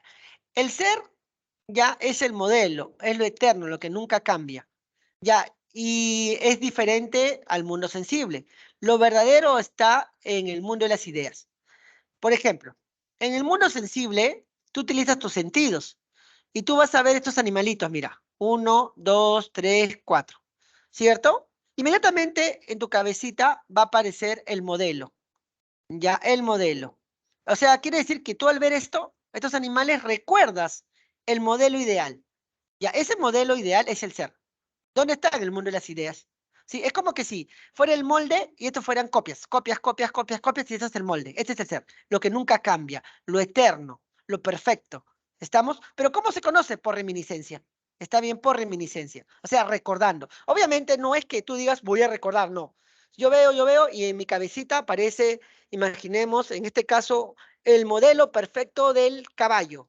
Como puede ser el modelo perfecto de tu perro, el modelo perfecto de mujer, ¿no? ¿Viste? Ya, entonces estás recordando. ¿Por qué? Porque te acuerdas que en psicología habíamos dicho que el alma estaba en el mundo de las ideas y que al caer el alma en un cuerpo, pierdes el conocimiento que habías adquirido, pero luego recuerdas viendo las copias, no viendo las copias que está en el mundo sensible, que es el mundo falso, ¿cierto? Eso habíamos dicho en psicología. Acuérdate que también por esto Nietzsche le tiene una broncota, ¿no? Porque ¿qué nos dice Platón, no? ¿Te acuerdas que Platón decía, el cuerpo es la cárcel del alma? El cuerpo es la cárcel del alma, y al decir esto, está despreciando al cuerpo y le está dando más importancia al alma. Y los griegos no habían hecho eso, porque los griegos disfrutaban del cuerpo y del alma. Claro, pues mente sana, cuerpo sano, ¿se acuerdan? De ahí viene, pues, ¿no? Disfrutaban de eso, bebían, se alcoholizaban, ¿no? Ya, pero el primer enfermo en aparecer en la historia, dice Nietzsche, es Sócrates y también Platón. Es uno de los enfermos que malogra todo el occidente. ¿Por qué? Porque ahora hay mucha gente, y esto tiene que ver también con la religión, que adora una estatua, ¿no? Maltrata el cuerpo porque quiere salvar el alma, ¿no? Entonces, Nietzsche le tiene una broncota a Platón, ¿no? Sí. Bueno, entonces, El ser está en el mundo de las ideas, él es el filósofo que divide el mundo en dos, mundo sensible, que es el mundo de la apariencia, lo no verdadero, y el mundo de las ideas, donde está lo verdadero, ¿cierto? Ya, siempre lo vas a ver señalando hacia el cielo, porque creía que existe el mundo de las ideas, ¿ah? Algo así como ustedes que creen que existe el infierno, por ejemplo, ¿no? O el cielo, ¿cierto? Creen los ángeles, ¿ustedes creen en eso, sí o no? Algo así. Ya él pensaba que existía el mundo de las ideas, no es que es un invento, simplemente lo está descubriendo. ¿Ya? Entonces, este es nuestro amigo Platón. Y en su obra La República, ya nos cuenta el mito de la caverna. Ya te lo narro rapidito porque puede ser pregunta examen también, ¿no? Ya, se supone que usted ha nacido encadenado. Toda su vida ha nacido, pues ha crecido encadenado. Entonces lo que usted está viendo son sombras. Pero estas sombras lo toma usted como si fuera verdadero, fuera lo único existente, lo real. ¿Ya? Ahora, imaginemos que uno de ustedes logra romper las cadenas y se da cuenta que detrás hay un muro y también hay gente que está pasando objetos y hay una fogata. O sea, lo que usted realmente estaba viendo no era lo verdadero, eran sombras. Usted se queda sorprendido, sale de la caverna y llega al mundo de las ideas. Y ojo que en el mundo de las ideas hay jerarquías, ¿no? Ya, la idea del bien está representado por el sol, es la suprema. Hay otras ideas también, ¿no? Ideas de justicia y todo. Pero usted tiene ya un nuevo conocimiento, o simplemente está recordando porque su alma estaba ahí. Entonces, ¿qué va a hacer? Va a regresar a contar esto a esta gente que lo que están viendo no es real. Pero la gente ni caso te hace. Pero tú insistes porque quieres que despierten. Tanto insisten que te terminan matando. Fue lo que pasó con Sócrates, pues, ¿no? Claro. Y es lo que el riesgo de hacer filosofía, ¿no? Mucha gente vive embobada por ejemplo, de las cosas que hoy en día pasan, ¿no? Y no van más allá. Te explico. Imaginemos que usted está viendo el partido Perú-Chile. Ya, es el último partido que le toca a Perú para ver si va al Mundial, aunque yo creo que no va a ir, pero bueno, ya, a este nuevo mundial. Imaginemos que le tocó con Chile. Ya, y ustedes todos se han reunido en un salón de clase y han puesto una pantalla grandota, ¿no? Entonces, usted está viendo el partido y yo llego y me pongo entre ustedes y la pantalla. Y usted, ¡ay, sal de ahí! ¡Ay, sal de ahí! Yo le digo, chicos, chicos, vamos ahorita a Bancay. Vamos ahorita a Bancay porque el Congreso va a promulgar una ley que los va a perjudicar a ustedes. Y ustedes inmediatamente, ya, después vamos, voy a ver el partido, después. Pero chicos, vamos ahorita, los va a perjudicar. Y ustedes, oye, yo no voy a cambiar el mundo, no molestes, déjame ver el partido. Pero chicos, esa ley dice de que la gente que viene del extranjero va a tener ingreso directo a las universidades nacionales porque supuestamente estos señores quieren promover el turismo. Entonces, un venezolano ingresa directamente a la San Marcos, a la Villarreal, a la Uni, a la del Callao. Ya, pues, profe, ¿qué tiene? ¿Cómo que qué tiene? Te va a perjudicar, pues, porque te van a dar menos vacantes. ¿Me dejo entender? ¿Ya? Porque ellos dicen que es para el turismo. Vamos, joven, ya, profe, después, déjame ver el partido, está interesante. No, igual puedes tener que estudiar más, pues, profe. Oye, reacciona. Y ninguno de ustedes me hace caso. Y justo cuando Perú va a meter gol, yo agarro y digo, desenchufo la tele. ¿Para qué hago eso, no? O sea, para que ustedes todos me maltraten, me pateen, me griten, ¿cierto? Ya, ¿sí o no? Hasta me pueden matar, ¿cierto? ¿Por qué? Porque quiero que reaccionen, me dejo entender, es el peligro de hacer filosofía, pues, ¿no? Ustedes quieren seguir en el mundo de la caverna, ¿cierto? Hay que seguir, pues, ¿no?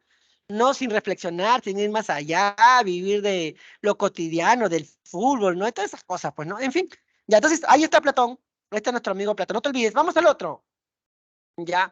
Aristóteles, ¿ya? Oye, tengo que llegar a lo que sea en la etapa religiosa, no, sí. Ya, Aristóteles. Uy, se fue. Hola, hola, se fue. Profesor, aún se le oye. Ya regresé, ¿no? Regresé, ¿no? Ya, regresé, ¿se me escucha? Hola, Sí, hola. sí, profesor. Sí, sí, se Sí, oye. ya, bien. Regresé, no sé, alguien por ahí. Ya, mira, Aristóteles, el otro gran filósofo. Funda el liceo, o la escuela de peripatética, ¿no? Caminaba y daba sus clases, ya. Bien, mira, algunas obras, Metafísica, que habla sobre el ser, el Organón sobre la lógica, Ética Nicómaco, su hijo sobre la ética, Política sobre la organización social y política, ¿no? Ya bueno, él va a negar el mundo de las ideas, ¿Ya te acuerdas, Aristóteles? Soy amigo de Platón, pero más amigo soy de la verdad. Te lo voy a explicar rápidamente, ojalá que se capte para poder seguir avanzando. Ya, mira, rechaza el mundo de las ideas. Ya, rechaza el mundo de las ideas. ¿Sí? El mundo de las ideas no existe. Por eso que Aristóteles es un filósofo naturalista y parte de lo que observa en la naturaleza. ¿Sí? Ahora, en principio, nos dice que la causa y el efecto no pueden estar separados. Es como que, para que me entiendas, es como que tu cerebro fuera la naturaleza, ¿sí? Y tu mente la idea. Tu cerebro genera idea. Tú no la puedes separar. Causa, efecto, ¿no? Causa, tu cerebro, efecto, la idea. Tú, la causa, ¿cierto? ¿Lo puedes mandar a otro mundo? No, pues están consustancialmente existiendo. No lo puedes separar, pues. Desde ahí nomás empecemos. Ya, ahora mira, el argumento del tercer hombre, ¿ya? Mira, te lo explico así. Se supone que tú ves a todas estas personas, ¿ya? Y surge una idea, acá está la idea, del ser, que vendría a ser el hombre que representa a todos ellos. Entonces acá sería uno y acá sería dos. Los que están en el dos son los imperfectos. El que está en el uno es lo perfecto, lo que nunca cambia, el ser, ¿cierto? Entonces, con esto estarías corroborando el mundo de las ideas de Platón, ¿ya? Con todas las características que puedes sacar. Pero ¿qué pasa, jóvenes? Esto es lo perfecto, ¿ah? Esto. ¿Qué pasaría si por acá aparece otra persona con retardo mental profundo? Retardo mental profundo. Se supone que el hombre es hombre porque es un ser racional. Acá ponemos racional, una de las características. ¿Ya? Entonces, si tiene retardo mental profundo, quiere decir que no está razonando. ¿Ya? Y si no está razonando, ¿va a encajar dentro de lo que es ser humano? No, pues no. Es un tercero que ha aparecido. Entonces podemos nosotros agregarlo, sí, siempre y cuando digamos, algunas veces razona y otras no. Pero si ya tú dices que alguna vez se razona y que su razonamiento no es permanente, ya cambiaste este ser. Te irías con un segundo ser. Pero si esto es eterno y nunca cambia, ¿cómo es que está cambiando? Porque así como apareció un tercero, puede aparecer un cuarto, y un quinto, y un sexto, y te irías hasta el infinito. Por lo tanto, esto no existe. No existe el mundo de las ideas. ¿Me dejo entender? Por eso dice argumento del tercer hombre. Entonces, ¿qué va a hacer nuestro amigo Aristóteles? Niega el mundo de las ideas y nos dice, mira lo que nos dice, el mundo está lleno de cosas. Claro, porque él es un filósofo naturalista. Mira a su alrededor, plantas, animales, el mundo está lleno de cosas. Por eso él va a decir, Profesor, sí, disculpe, pero es que cuando dice que la causa y efecto no se pueden separar, entonces Aristóteles niega esto, ¿no? claro, también niega, Ah, niega el mundo de las ideas. No, o sea, no es que, por ejemplo, causa y efecto, ¿no? Causa, efecto. Ya mira, vamos a interpretarlo así, ¿ah? Causa y efecto. Causa, tu cerebro. Ahí está tu cerebro. Efecto, las ideas que genera tu cerebro. Ahí está, ideas. Pensamiento, si quieres, llámale. ¿Ya? ¿Los podemos separar? ¿Podemos mandar, por ejemplo, tus ideas a otro mundo? No. ¿Tus ideas podrían existir sin tu cerebro? No, pues. No podemos separarlos, son consustanciales. ¿Viste? En ese sentido. Ya, la metáfora lo hago para que se entienda, chicos. Ya, ya, pero veamos esto, mira. No va a decir, él observa naturaleza y nos dice que el ser es lo, mira, el ser, mira, el mundo está lleno de cosas, seres, bajo diferentes formas. Por lo tanto, el ser se dice de muchas formas, ya de muchas formas. Es como decir, ¿no? A ver, mira la metáfora que voy a utilizar. Tu cerebro es la naturaleza, ¿ya? Y tu mente es el ser. ¿Está bien? Tu cerebro es la naturaleza y tu mente es el ser. ¿Sí? Pero tu mente la podemos dividir en muchas cualidades, claro. En tu mente podemos incluir la sensación, la percepción, la memoria, ¿viste? Lo mismo sucede. El ser es naturaleza y la vamos a vivir. Y lo podemos decir de muchas maneras. La podemos decir como sustancia, ¿sí? Como accidente y a la vez como accidente, como cantidad, cualidad, relación, lugar. O sea, le da categorías, ¿no? Le está dando categorías, le está dando nombre a todo lo que nos rodea. Pero hay una esencial, ¿ya? Mira, hay una esencial. El ser como sustancia primaria y el ser como sustancia secundaria. Ya. El ser como sustancia primaria es el individuo concreto. Un perro, un árbol. Esa es sustancia primaria. ¿Ya? Y como sustancia secundaria, ya vendría a ser, por ejemplo, la especie, el género. No, por ejemplo, ves un perro, un gato y un loro. ¿Ya? Esa es sustancia primaria. ¿Cómo le llamamos? Animales. Hacemos una abstracción y le llamamos animales. Esa es sustancia secundaria. ¿Está bien? Sustancia secundaria. Ahora, analiza la sustancia primaria. ¿Ya? Y se da cuenta que la sustancia primaria está dividido en materia y forma.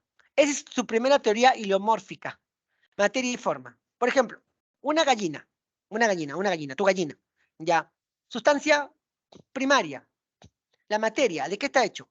Carne, pluma, pico. Sustancia, ¿no? Está dividido de materia y forma. La forma, ¿qué hace que sea gallina? Que ponga huevos, que cacaree. Ahí está, esa es su forma. ¿Estamos, chicos? Materia y forma. ¿Vieron? Materia y forma. ¿Sí? ¿Estamos hasta ahí? Materia y forma, mira. Está analizando, teoría heliomórfica. Ya, ahora, también analiza el movimiento, ¿no? Mira, el movimiento puede ser accidental y puede ser sustancial. Accidental es un movimiento simple. Por ejemplo, cuando la gallina cambia de pelaje. ¿Sí? O yo, por ejemplo, me corto el cabello. Ahí se generó movimiento, pero es un movimiento simple, pues, ¿no? Mañana me va a crecer el cabello, no me voy a volver a cortar, ¿no? Pero también hay cambios circunstanciales, ¿no? Donde, por ejemplo, el huevo puede pasar a convertirse en una gallina o en un huevo frito. Ese es un cambio sustancial, ¿ya? Y yo, por ejemplo, cambio sustancial. Me llamo César y quiero que a partir de la otra semana me llame Cesarina. Y vengo con mis labios agrandados, con coloretes, ¿no? Mis pestañas, ¿no? Refinadas, ¿cierto? Cambiando mi voz un poquito más aguda todavía, ¿no? Ya, y bueno, ya es un cambio sustancial, es más, me he operado también, ¿no? ¿Viste? Ya es un cambio sustancial, es más, un cambio más, intenso, ¿no? Es un cambio más intenso. Ahora, ¿hasta ahí estamos, chicos? Ahora mira, esto te lo tienes que saber. Entonces, va a decir que... Profesor, dime, dime, dime. bueno, entonces el cambio sustancial es, bueno, es que el cambio accidental, el ejemplo que está dando ahí en esto del pollo, así, entonces El plumaje nada más. sí, es uno que no cambia mucho, ¿no? Pero en cambio No, el pues, otro, el otro sí, total. No es lo mismo ah, hablar de un huevo o de una gallina, ¿no? ¿Sí o no? ah, ya, claro, y ¿Viste? por eso también da el ejemplo de usted de eso de los labios grandes y Sí, así, ¿no? sí, sí, Ah, claro, sí, claro. Pero todo eso genera movimiento, ¿ah? O sea, esos cambios, sea accidental o sustancial, genera movimientos. Todo genera movimiento. Nos está explicando los movimientos. Ahora mira, y con la materia, movimiento, estamos ¿y con movimiento a qué se refiere? haciendo movimiento de cambio de plumaje, ¿no? ¿Estamos, chicos? Ahora sí no te escucho. Estamos, ahora mira, o sea, como está explicando naturaleza, busca que explicar todo, pues no dejar nada vacío. Yo estoy tratando de resumirlo. Y ahora mira, la materia, mira, el cambio de materia-forma genera movimiento. Hemos visto que hay cambio accidental y cambio sustancial, ¿no? Ahora, la materia siempre está en potencia. Y acto es cuando algo ya es. Por ejemplo, mira, esta gallina, ya esta gallina, puede pasar a convertirse en un rico caldo de gallina, ¿sí o no?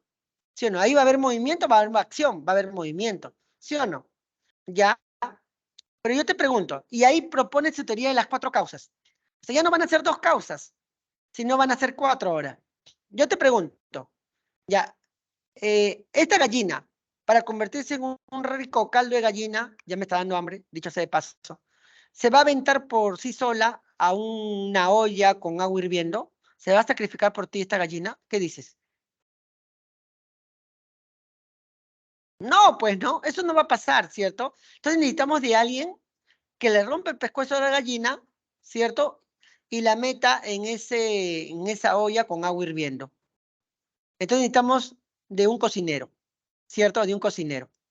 Ya, entonces, causa material, causa formal, causa eficiente, el cocinero, y finalmente la causa final. ¿Para qué lo hizo? Para alimentarse o para vender caldo de gallina. Y ahí nos propone su teoría de las 4 causas. Ahí está, teoría de las 4 causas. O sea, primero fue la teoría heliomórfica. Las cosas individuales están compuestas en materia y forma, ¿cierto? Y luego le agrega 2 causas. Y ahí es ahí donde hablamos de causa material, causa formal, causa eficiente, causa final. Lo vamos a hacer acá para que me entiendas. Mira, un triángulo. Imaginemos una pizarra. Ya, una pizarra. Vamos a ver. Una pizarra. En blanco todo. Inmediatamente agarro el plumón y hago un triángulo en la pizarra. Dime cuál es la causa material. Ese triángulo que he dibujado en la pizarra con mi plumón rojo, ¿de qué está hecho? ¿Cuál es su causa material? ¿De qué está hecho? Imagínate una pizarra. Estás en una clase presencial y acabo de hacer un triángulo con mi plumón rojo. Entonces, ¿de qué está hecho este triángulo? Hola. De tinta, pues chicos, de tinta, ya está, tinta. Causa formal. ¿Qué hace que sea triángulo? ¿Qué características hace que sea triángulo? Profesor, que tiene 3 lados y 3 ángulos. 3 lados y 3 ángulos. Muy bien, 3 lados y 3 ángulos. Muy bien, 3 lados y 3 ángulos. Muy bien, causa formal. Causa eficiente. ¿Quién lo hizo? ¿El triángulo existió por sí solo? No, ¿quién lo hizo? El profe. El profesor, ahí está. El profesor. Profesor, ¿cierto? Causa final. ¿Para qué lo hice, jóvenes? ¿Para qué? Profesor, para explicar su clase, para explicar. Ahí está. La teoría de las 4 causas. Causa material, causa formal, causa eficiente y causa final. ¿Estamos, chicos? Hola, hola. Profesor, disculpe, es que el sistema me estuvo sacando y por eso así no... ¿me podría explicar de nuevo a qué se refiere con movimientos? Lo que entendí es que era, o sea, sí escuché algo de su explicación que era de que Ya, era que, o sea, la gallina se la... otra vez creo que se fue, ¿no? Ay, ay, profesor, disculpe, es que justo cuando estaba explicando, o sea, Se fue, estaba... se fue. sí, sí, perdón. Ok, es que la cosa es lo que entendí de sus... Ya, del movimiento, lo que yo dije es que Aristóteles explica todo, porque él es un filósofo naturalista y va a explicar cómo se genera el movimiento, ¿ya? Cómo se genera el movimiento. Y él dice, por ejemplo, el cambio, ya, el movimiento, puede haber un movimiento accidental y puede haber un movimiento sustancial, ¿no? Ya dijimos que el movimiento accidental, cambio accidental es simple, ¿no? Te cortas el cabello, ¿no? Y sigue siendo tú, ¿cierto? Ya, y a pesar de que te has cortado el cabello, ¿no? El cambio sustancial, ahí sí hay cambio de la estructura. No es lo mismo una gallina que un huevo. Ya, ya hay un cambio estructural, ¿no? Pero lo hace para explicar el momento. Claro que tiene otro trasfondo, ¿ah? Pero no lo vamos a ver por el tiempo, ¿no? Ahora, lo que a mí me importa más en este caso es que usted sepa que la materia siempre está en potencia, ¿ya? Acto es cuando ya eres. Profesor, por ejemplo, a ver, eh, la madera está en potencia porque puede llegar a ser, por ejemplo, una carpeta, puede llegar a ser un mueble. Ya cuando ya está en acto. El paso de materia a acto genera el movimiento. Ahí está, el paso de materia a acto genera el movimiento. ¿Me dejo entender? Usted, por ejemplo, potencialmente, ¿qué cosa es? Un profesional. Todavía no lo es, pero está en potencia, ¿cierto? Está en potencia porque usted puede llegar a ser un profesional, ingeniero, matemático, qué sé yo, ¿ya? Pero para que usted llegue a ser un ingeniero, ¿ya? Se tiene que generar movimiento. Usted tiene que levantarse temprano, prender su computadora, escuchar la clase, finalmente ingresar, ¿viste? O sea, el paso de potencia a acto genera el movimiento. ¿Ya estamos? Eso es lo importante. Y luego la teoría de las 4 causas, ¿no? La teoría de las 4 causas es la que acabo de explicar, ¿no? Causa material, causa formal, causa eficiente, causa final. Causa material es de lo que algo está hecho. Causa formal ya es lo que hace que sea algo. Causa eficiente, quién lo hizo, y causa final, para qué lo hizo. Por ejemplo, una pizarra en una pizarra y yo dibujo un triángulo, como ahorita lo estoy haciendo. Acabo de dibujar un triángulo. En la pizarra. Su causa material. ¿De qué está hecho el triángulo? He utilizado mi plumón y lo he dibujado en la pizarra. O sea, quiere decir que ese triángulo está hecho de tinta. Su causa material. ¿Está bien? Tinta. Causa formal. ¿Qué hace que sea triángulo? ¿Qué lo caracteriza? No, profesor, 3 ángulos y 3 lados. Listo. Ahí está la causa formal, ya. La causa eficiente. ¿Quién lo hizo? Porque este triángulo no existió por sí solo. ¿Quién lo hizo? El profe. Causa eficiente es el profesor. Profesor. ¿Cierto? Listo. Causa final. ¿Para qué lo hice? Para explicar mi clase. Para explicar, para poner ejemplos. Ahí está la teoría de las 4 causas. Ya, ese es Aristóteles. Obviamente hay más para hablar de Aristóteles, no, pero el tiempo no nos da, pues estamos resumiéndolo, ¿no? ¿Estamos, chicos, hasta ahí? Sí, profesor. Muchas Ya, gracias. ahora vamos al periodo helenístico romano. Ya, esto también ya, mira, esto también lo voy a resumir. Ya, el periodo helenístico romano. Ya, a ver, acuérdense ustedes que existió un gran conquistador. ¿Quién fue? Conquistó, se fue hasta la India, ¿no? Conquista a los griegos, ¿cierto? Ya, ¿quién fue? El gran Alejandro Magno. Sí, el gran Alejandro Magno. Ya, un poquito de historia, ¿no? El gran Alejandro Magno. Ahora, Alejandro Magno, jóvenes, lo menciono ¿por qué? Porque al conquistar a los griegos, mezcla, ¿no? Y irse, pues, conquista a los griegos, luego se va hasta los hebreos, hasta la India, y mezcla las culturas. Ya, mezcla las culturas. Mire, hizo lo que Aristóteles jamás hubiera hecho. Porque Aristóteles decía que hay que cultivar la razón, por la razón se cultiva en Grecia, ¿cierto? Porque en Grecia se practica la democracia y los griegos practicaban eso. Por eso que Aristóteles llamaba, ¿no? Salvaje le llamaba a los hebreos fenicios porque andaban en constante pelea. ¿Ya? Sí, bárbaro le llamaba, que era como llamar animales, ¿no? Porque el animal, el ser humano no pelea, el ser humano argumenta, razona, los animales pelean. Por eso que Aristóteles no quería mezclarse con ellos. Pero, como te dije, Aristóteles tuvo un alumno que fue Alejandro Magno. Mientras Aristóteles decía todo eso, Alejandro Magno estaba conquistando todo el Oriente. Y al conquistar todo el Oriente hay una mezcla entre el Occidente y el Oriente. Y es por eso, ya hay una mezcla, es por eso que usted también va a encontrar que el Antiguo Testamento está escrito en hebreo y el Nuevo en griego. Y es por eso que ya la religión coge bastante de la filosofía, ¿no? En la filosofía griega. Ya bastante eso de la idea de los dos mundos. ¿De dónde viene? Pues, ¿no? De Platón, pues, ¿no? Cielo, infierno, ¿viste? Ya, entonces, como van a ver todas esas conquistas, ya van a aparecer. Luego de eso van a aparecer un periodo llamado helenístico romano, donde estos filósofos van a buscar la manera de ser felices de forma inmediata. ¿Ya? Y va a ser una exageración de lo que ya se había dicho. Por ejemplo, mira, Diógenes, el cinismo, fue fundado por Antístenes. Ya por Antístenes. Antístenes fue alumno de Sócrates. Y Antístenes había escuchado decir a Sócrates que hay que, pues, que hay que alejarnos, ¿no? De la política, porque el político para en constante discusión. Hay que alejarnos de la política para cultivar el alma. Así va a exagerar y nos va a decir que hay que alejarnos del ser humano, no para ser felices. ¿Ya? Y quien va a representar eso en este periodo va a ser Diógenes. ¿Ya? ¿Por qué? Porque mira lo que nos dice, el rechazo a toda convención social. A ver, Diógenes el perro, ¿no? ¿Por qué el perro? Porque vivía como un perro, pues no, el perro no necesita tener joyas, alhajas para ser feliz. Nosotros los seres humanos, decía él, no necesitamos nada de ello para ser feliz, porque la naturaleza todo se nos da. Entonces, ¿para qué yo voy a vivir con los seres humanos si paran en constante pelea para tener cosas, ¿no?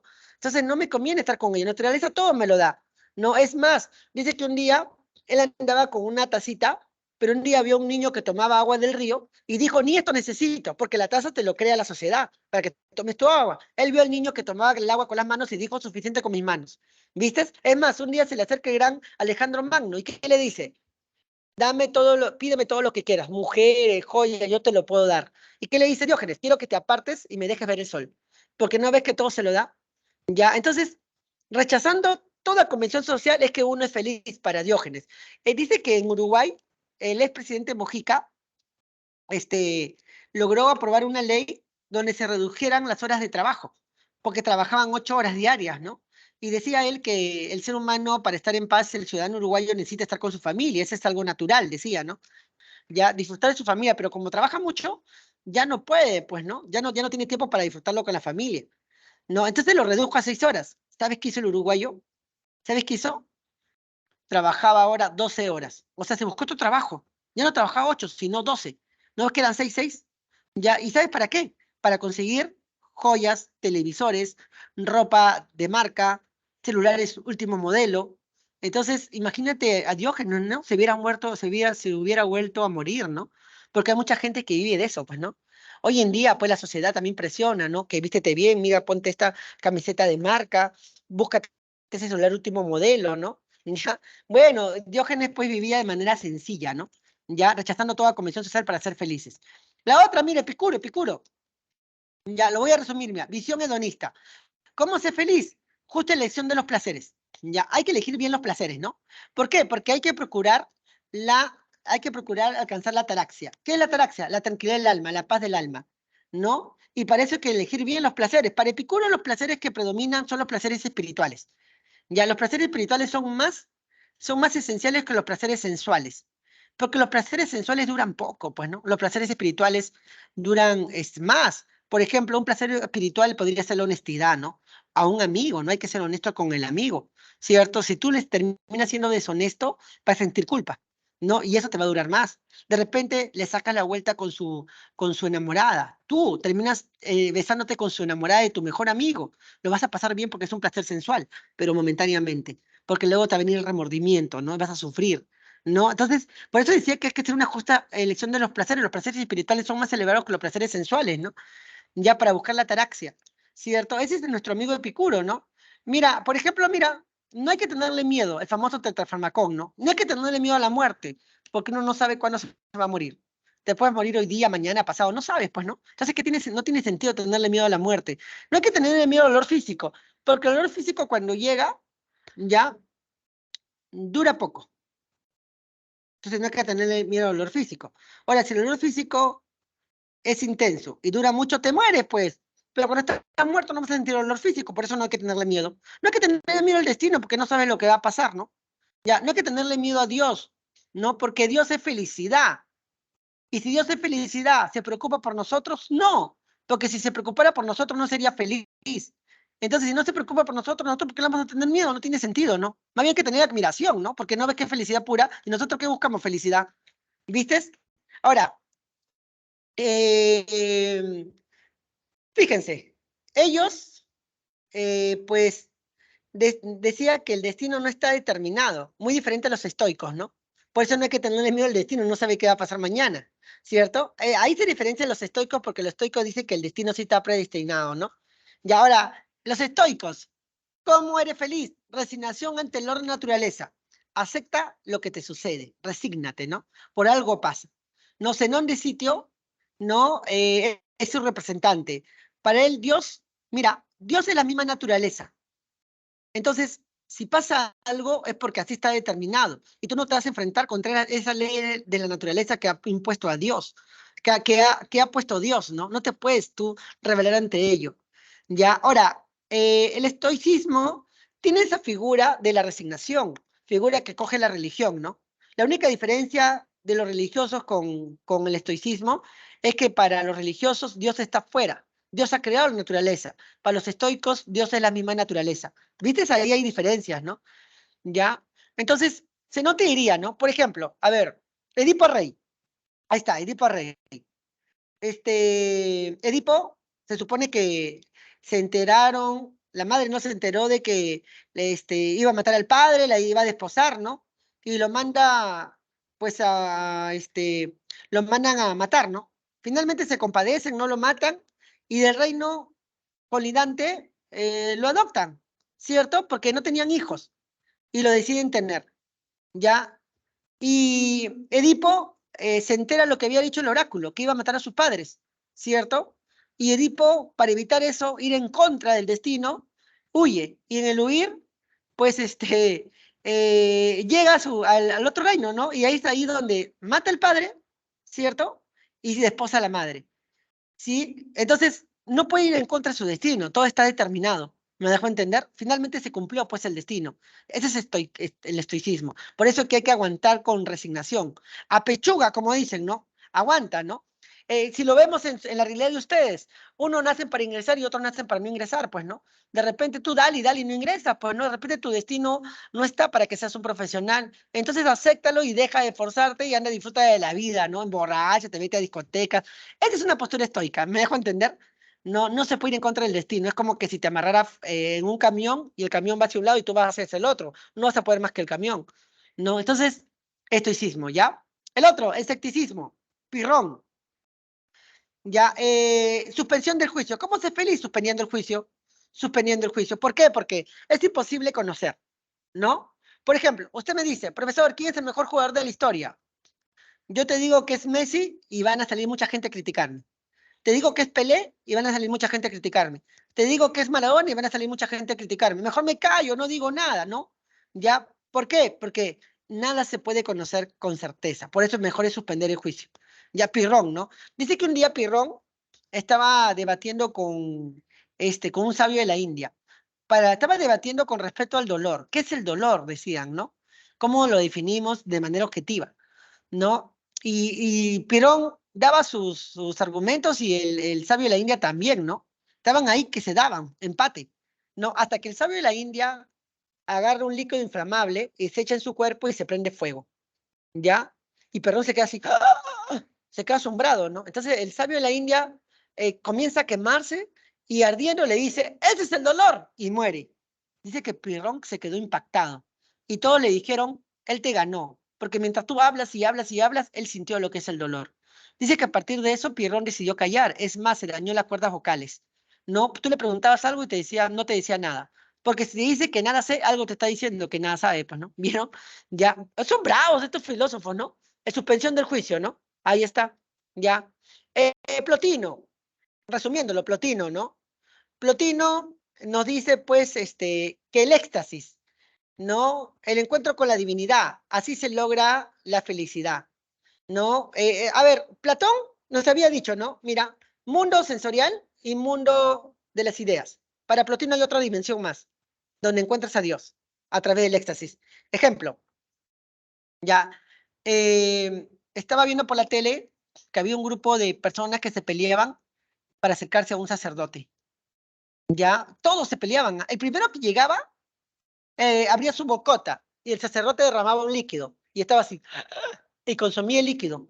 La persona que había llegado primero y luego comenzaba a convulsionar. Venía la ambulancia y se lo llevaba de emergencia. ¿A dónde se lo llevaba? Se lo llevaba a hacerle un lavado gástrico. Una vez que le habían hecho el lavado gástrico, estaba ahí en la camilla. Se le acercaba un periodista y le preguntaba, señor, ¿se encuentra bien? Y él decía, sí, ya estoy bien. Señor, ¿sabe lo que ha hecho, no? Y él decía, claro que sé lo que he hecho.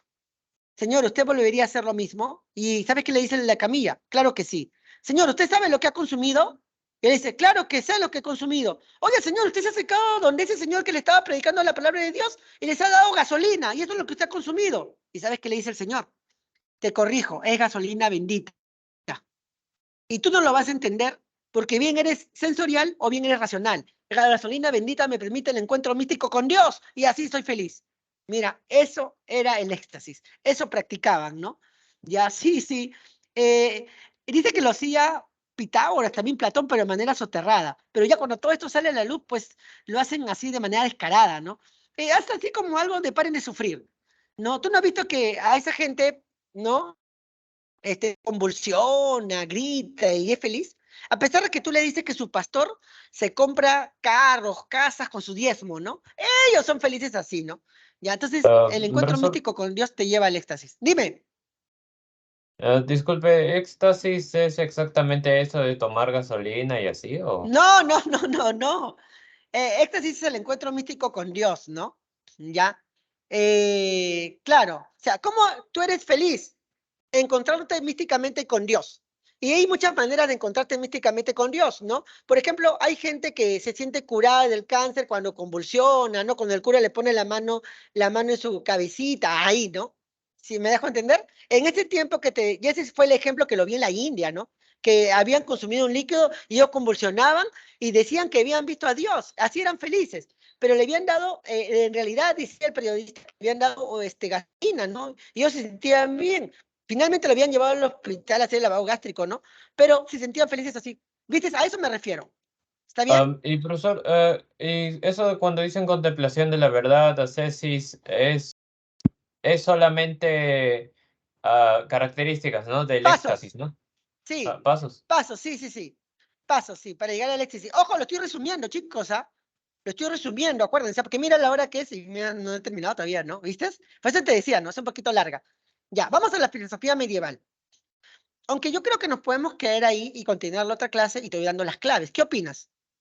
Es un acuerdo entre nosotros. ¿Qué dices? Está bien. Hola, necesito opinión. Estaría de Creo acuerdo, que profesor. para mí Sí, sí. Sí, profe.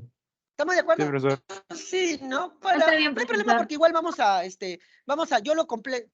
Chicos, siempre me pasa esto, lo complemento con la siguiente clase, ya, y ya no, la siguiente clase estaríamos empalmando y estaremos al día, de eso no se preocupen. Ya siempre lo termino. Además que también les he propuesto un repaso, acuérdense.